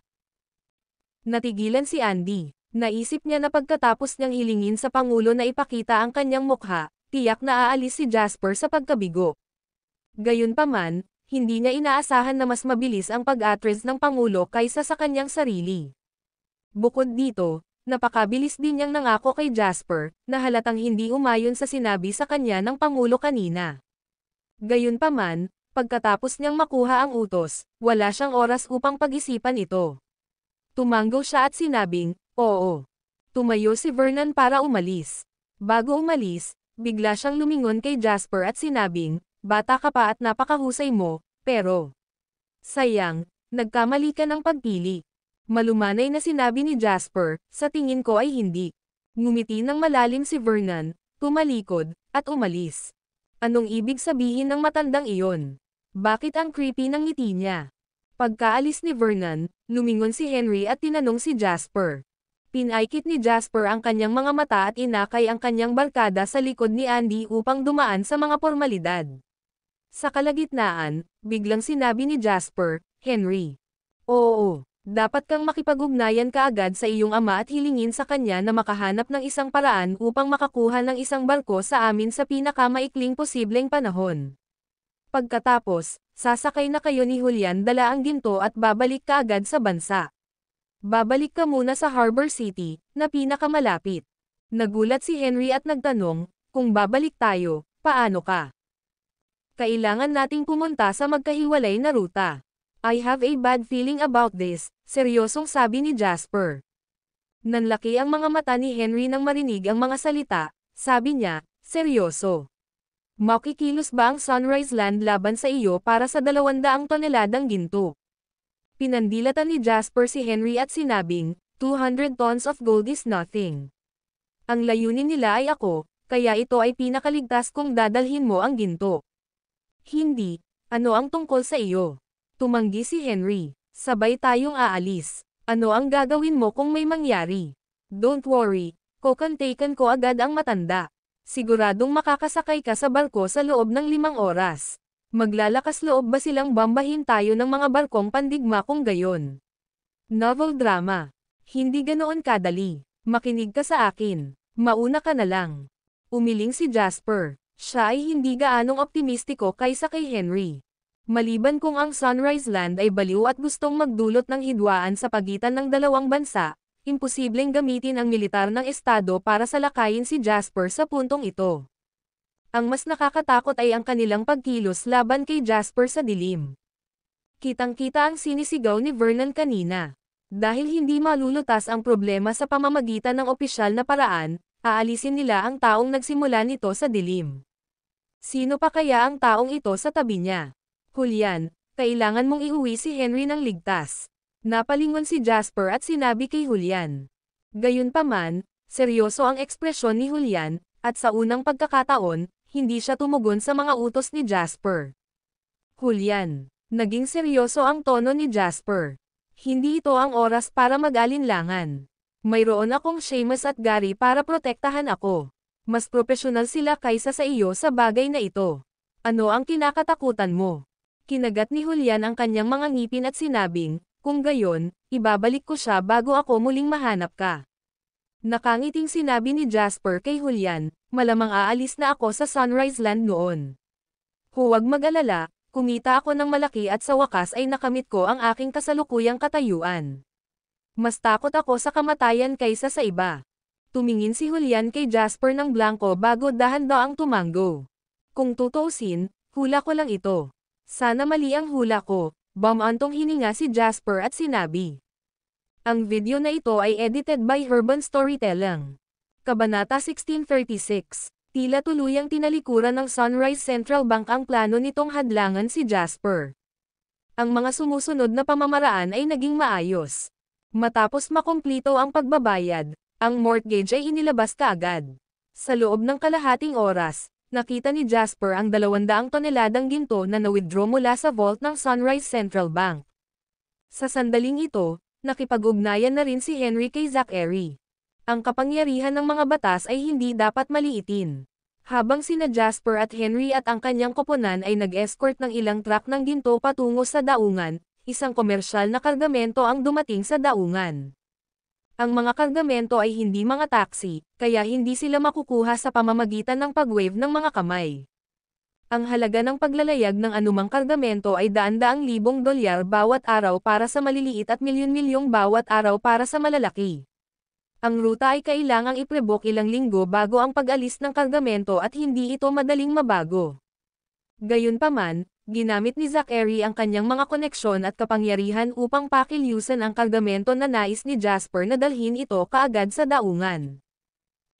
Habang pinapanood ang truck na pumasok sa bodega ng kargamento, muling sinabi ni Jasper kina Henry at Julian, huwag kayong mag-alala tungkol sa anumang bagay pagkatapos sumakay sa barko. Sabihin sa kapitan na patuloy na makipag-ugnayan sa domestic side at agad na humingi ng tulong sa opisyal ng gobyerno kung sakaling magkaroon ng aksidente. Lalo na ikaw, Henry. Hindi ngayon ang oras para subukang maging matapang, kaya kailangan mong panatilihing mababa ang profile sa buong paglalakbay. Napakunot ang noo ni Henry nang marinig ang mga salita at nagtanong, hindi ka ba talaga sasama sa amin? Bakit hindi ka nalang sumama sa amin? Babalik kami sa bansa sa loob ng 2 o 3 araw. Umiling si Jasper at sinabing, kung ako ang pakay nila, lalo kong madadagdagan ang iyong panganib kung sasama ako sa iyo. Ang pinakamatinong bagay na dapat gawin ngayon ay ang umalis ng hiwalay. Kinagat ni Henry ang kanyang mga ngipin. Okay, makikinig ako sa iyo, ngunit kung may anumang problema, dapat kang makipag-ugnay sa akin.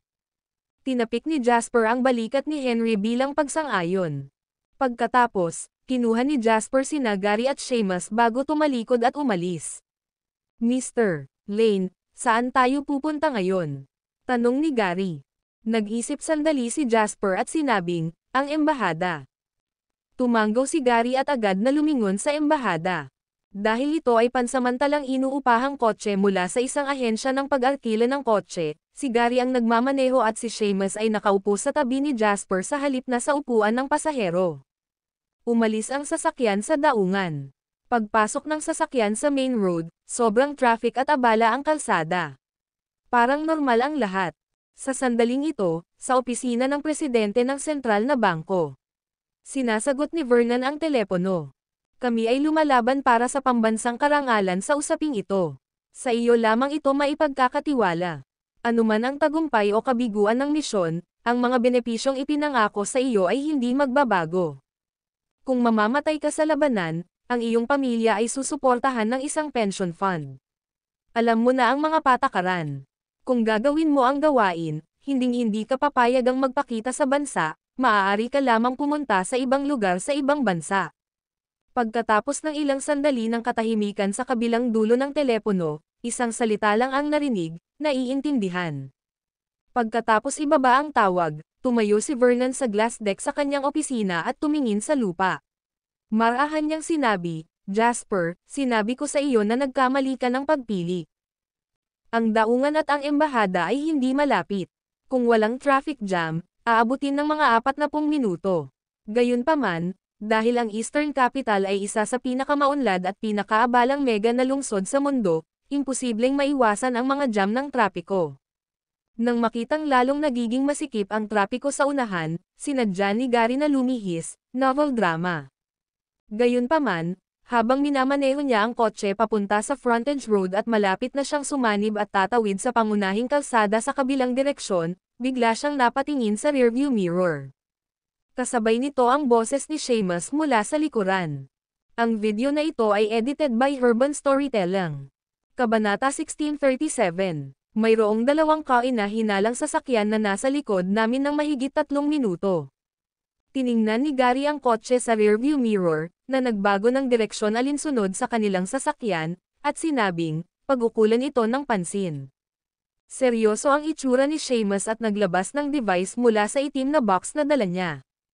Nang makita ni Jasper ang isang drone na lumitaw sa mga kamay ni Seamus, labis siyang nagulat. May drones na ba ngayon? Tanong ni Jasper, novel drama. Tumango si Seamus at sinabing, ito ang pinakamotong kagamitan kahit sa militar. Isa lang ang ipapamahagi namin kapag lumabas kami para magsagawa ng mahahalagang gawain. Napatingin si Jasper sa drone na nasa kamay ni Seamus. Ito ay kasing laki ng palad at mayroon itong 4 na propeller, tulad ng sikat na sibilyang drone sa mga susunod na henerasyon. Maraming mga teknolohiyang sibilyan ang lumitaw pagkatapos na pinasimple ang mga teknolohiyang militar at ilang mga espesyal na function ay binago at tinanggal. Ang parehong inilapat sa mga drone. Ibinaba ni Seamus ang bintana ng kotse, pinakawalan ang drone, at pagkatapos ay mahusay na kinokontrol ang drone sa kalangitan. Pagkatapos noon, pinagmasdan niya ito sa pamamagitan ng electronic display sa remote control. Sa sandaling lumitaw ang drone, napagtanto ng mga sasakyan sa likod nila na sila ay nalantad. Pagkaraan ng ilang sandali ay umindayog ang sasakyan, ang isa sa mga sasakyan ay mabilis na bumilis at umarangkada patungo sa kotseng sinasakyan ni Jasper. Nakita ang kalaban. Inaatake tayo at pumasok tayo sa state of emergency. Nanlamig ang mga mata ni Gary habang nagmamaneho at sinigawan niya si Seamus habang tinatapakan ang accelerator para bumilis. Roger.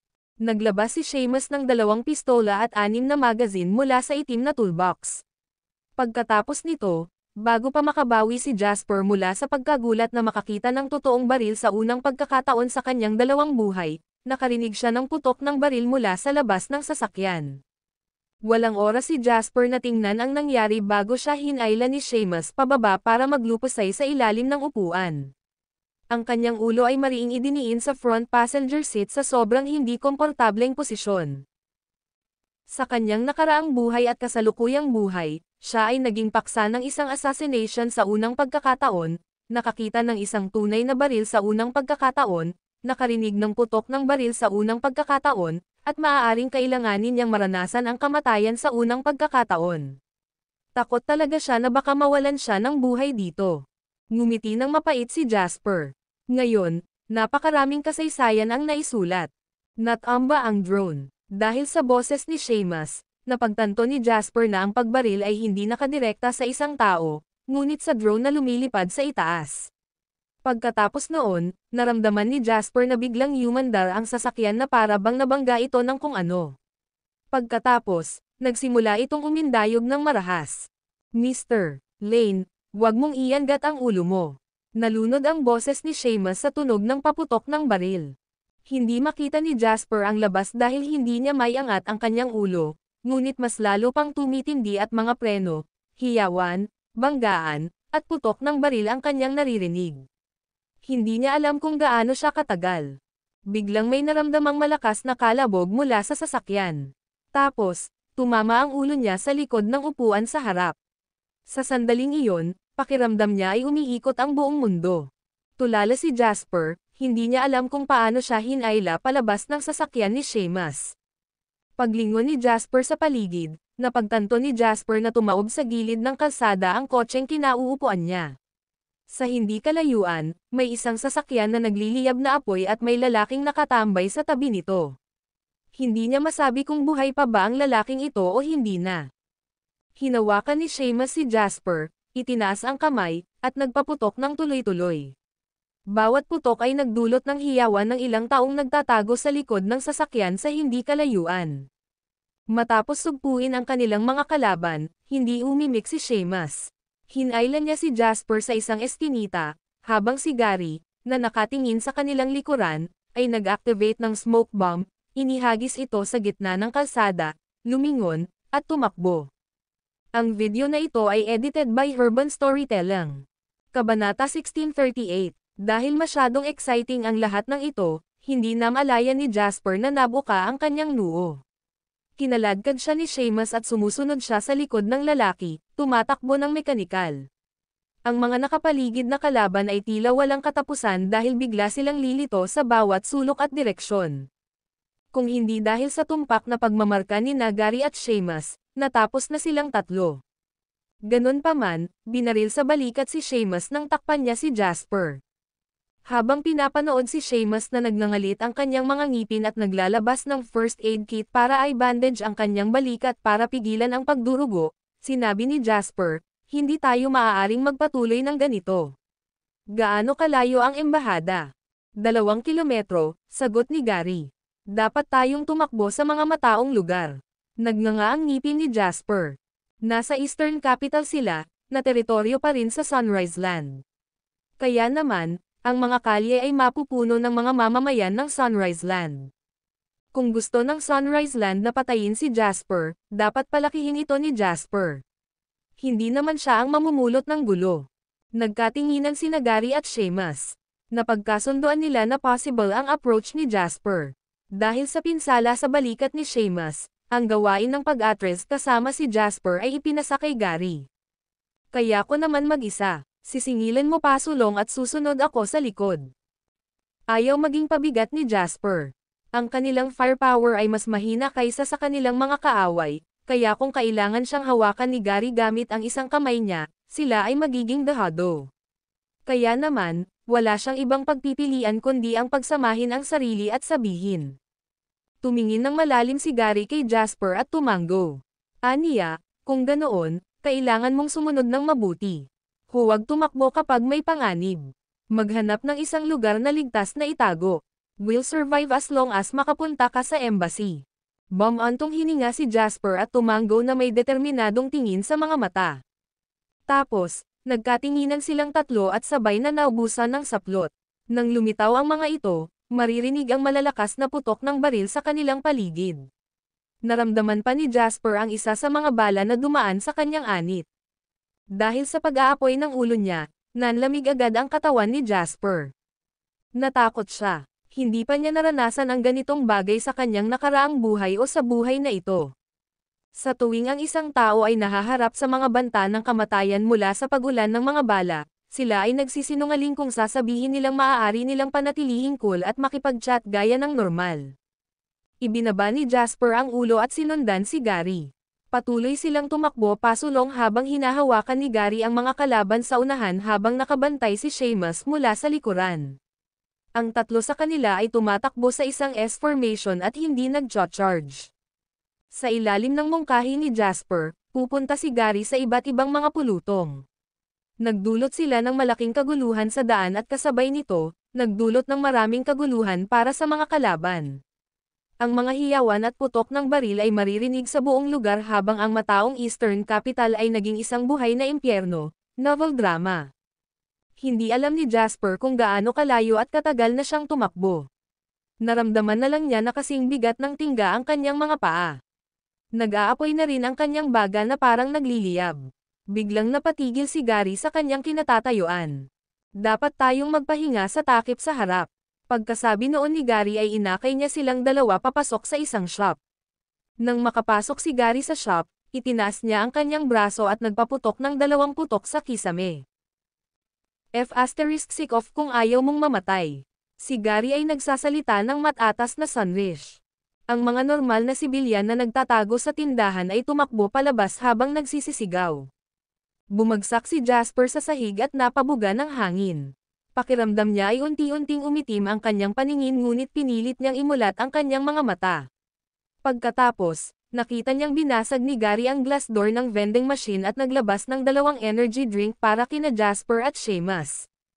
Matapos buksan ang takip at humigop ng napakalakas, tinanong niya, gaano kalayo? Mga 500 meters, isang could see the red flag of the embassy just now, sagot ni Gary. Nabuhayan ang loob ni Jasper pagkatapos niyang marinig iyon. Bilang isang normal na sibilyan, nadama niya na siya ay halos nasa kanyang limitasyon. Kung hindi sila nakarating sa embahada, hindi niya alam kung gaano siya katagal makakapit. Ngunit may masamang balita. Hindi pinatagal ni Gary ang kaligayahan ni Jasper at nagpatuloy siya. Habang sinasabi niya iyon, nakakita siya ng isang takip mula sa tindahan at itinapon ito sa labas ng tindahan. Pinagmasdan ni Jasper ang takip na lumipad palabas ng shop at wala pang 1 segundo, para itong hinailan ng hindi nakikitang kamay sa ere bago ito naputol. Matapos mabagal na bumagsak ang mga piraso sa lupa, nakarinig sila ng putok ng baril.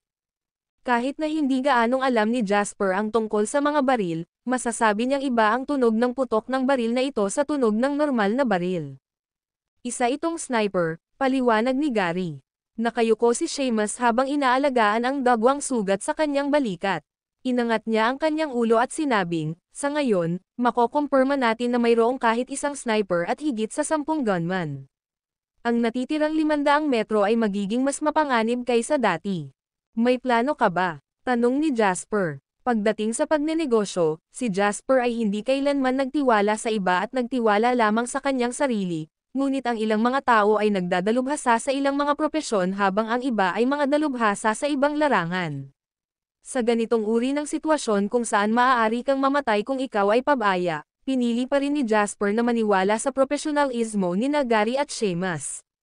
Posible bang pumunta ang embahada at tulungan kami? Tanong ni Seamus. Umiling si Gary na may seryosong ekspresyon at sinabing, ito naman ang lupain ng Sunrise Land. Ayon sa internasyonal na batas, ang embahada ay isang exempt area at isang military restricted area. Kung sa loob ng embassy nangyari, makakatulong ang embassy, pero imposible kung sa labas ng embassy. Kung hindi, agad itong magdudulot ng diplomatikong salungatan sa pagitan ng dalawang bansa. Nag-isip sandali si Seamus at sinabing, maghihiwalay na tayo at ako ang magsisilbing pain para pagtakpan kayo at ang pag-urong ni Mr. Lane. Biglang nagangat ng ulo si Jasper at tumingin kay Seamus. Alam niyang tiyak na mamamatay si Seamus kung magiging pain siya. Gayunpaman, napakalma ng ekspresyon ni Seamus. Para bang isang napaka-normal na bagay ang kanyang ginagawa, tulad ng isang driver na nagmamaneho o isang guro na nagtuturo. Okay. Nang may sasabihin pa sana si Jasper, mahinahong nagsalita si Gary.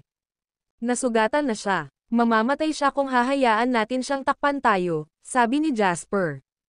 Wala tayong choice. Ang aming misyon ay protektahan ang iyong kaligtasan, kahit na ang kabayaran ng aming sariling buhay.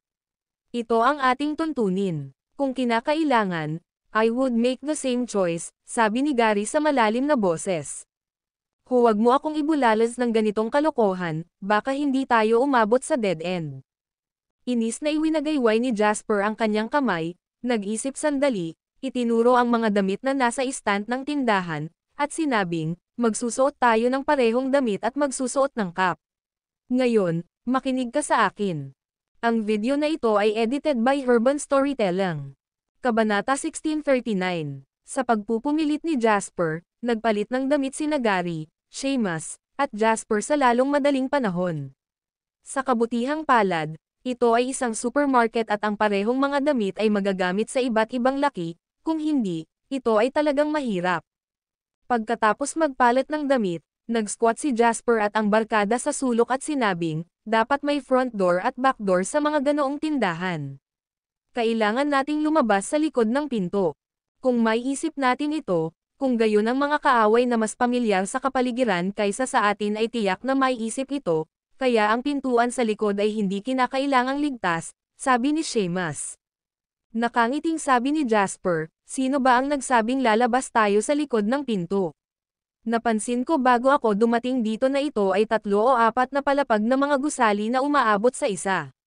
Kailangan nating lumabas mula sa bubong ng pintuan sa likod at diretsyong maglakad doon. Hindi, sa ganitong paraan ang target ay masyadong malalantad, at ang panganib ay tataas ng malaki.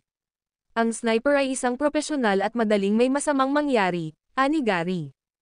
Tulad ng sinabi noon ni Seamus, tiyak na iisipin ng ating kalaban ang ating iniisip ngayon. Ngayon, ang sniper na iyon ay malamang na nasa pagkabalisa kung dapat niyang bantayan ang pintuan sa harap o ang pintuan sa likod. Hindi niya akalain na sadya kaming tatakbo sa tuktok ng gusali. Alam mo ba ang tinatayang lokasyon ng sniper? Nang matapos magsalita si Jasper, sinabi ni Gary in a very affirmative tone, nasa left side sa likod natin. Mga 800 metro sa timog silangan, novel drama.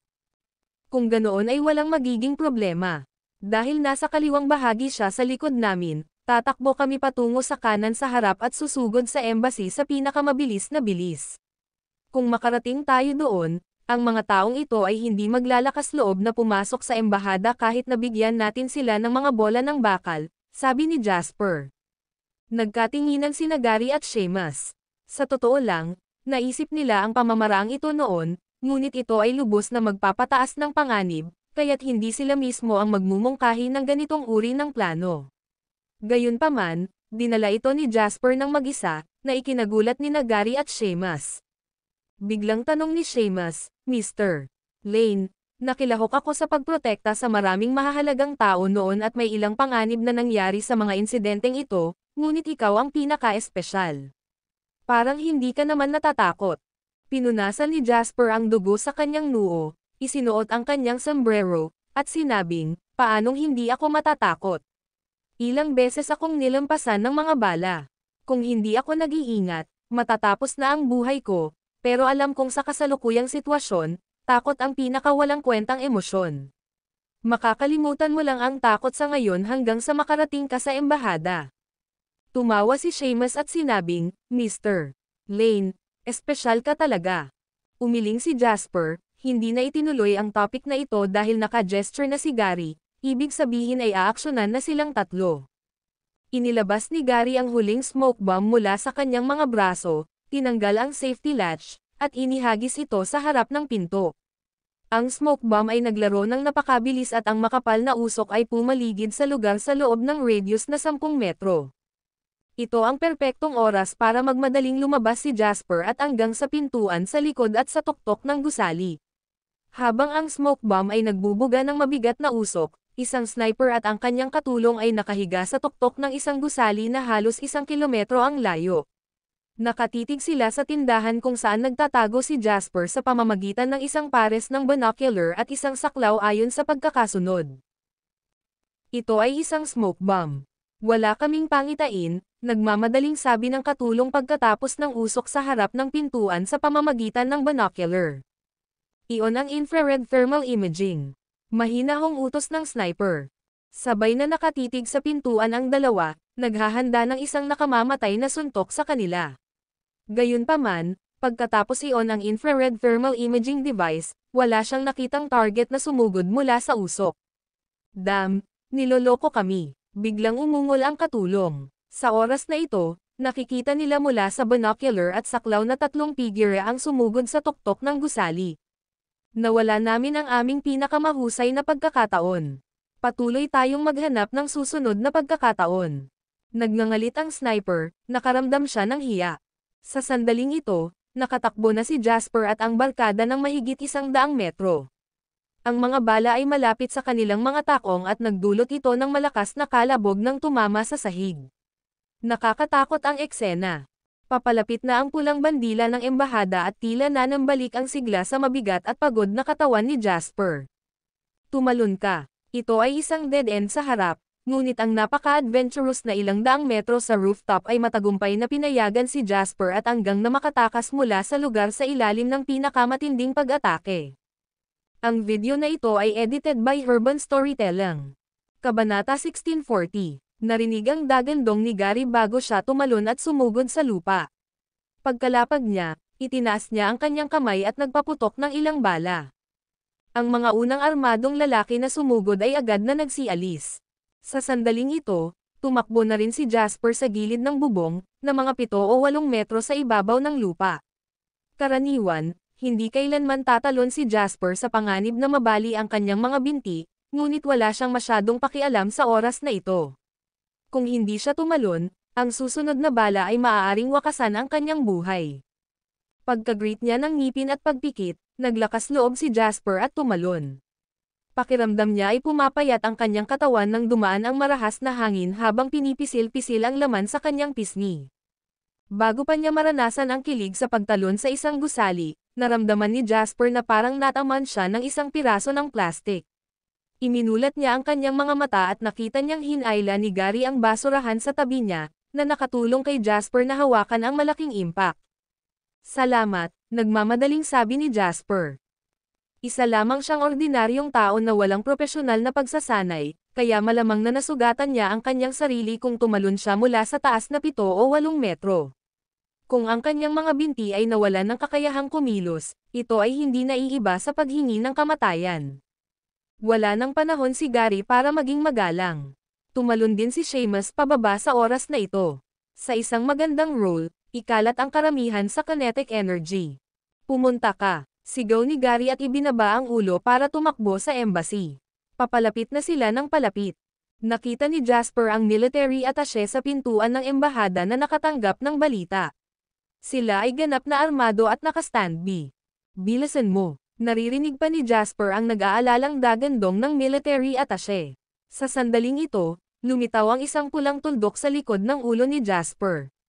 Ito ang iconic na infrared na lugar ng isang sniper rifle na tumutuon. Nagulat si Seamus na nasa likod ni Jasper.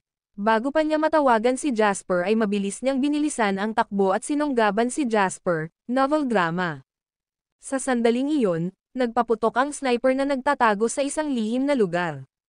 Bumuhos ang dugo sa likod ni Seamus dahil sa malakas na impact na naging dahilan para lumipad sila ni Jasper ng ilang metro pasulong. Naramdaman ni Jasper ang sakit sa kanyang likod, at nang ibaba niya ang kanyang ulo, nakita niya ang isang bala na lumilipad palabas sa kanyang dibdib. Masyadong mabilis ang takbo ng bala at hindi ito makita ni Jasper, ngunit may nakita siyang dugong umaagos mula sa kanyang dibdib. Alam ni Jasper na kung hindi siya sunggaban ni Seamus sa kritikal na sandali at kung hindi gagamitin ang kanyang katawan para baguhin ang takbo ng bala, magiging bangkay na si Jasper ngayon. Wala siyang oras na makaramdam ng takot at hindi alam ni Jasper kung saan niya nakuha ang lakas.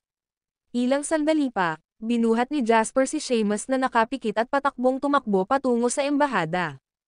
Sa sandaling ito, nakikita pa rin niya ang pag-aalalang ekspresyon sa mga mukha ng mga military attaché sa harap ng embahada. 50 metro, 20 metro, 10 metro. Papalapit ng papalapit, nang akala ni Jasper ay magtatagumpay sila, bigla siyang itinulak ni Gary, at may narinig siyang malakas na kalabog mula sa kanyang likuran.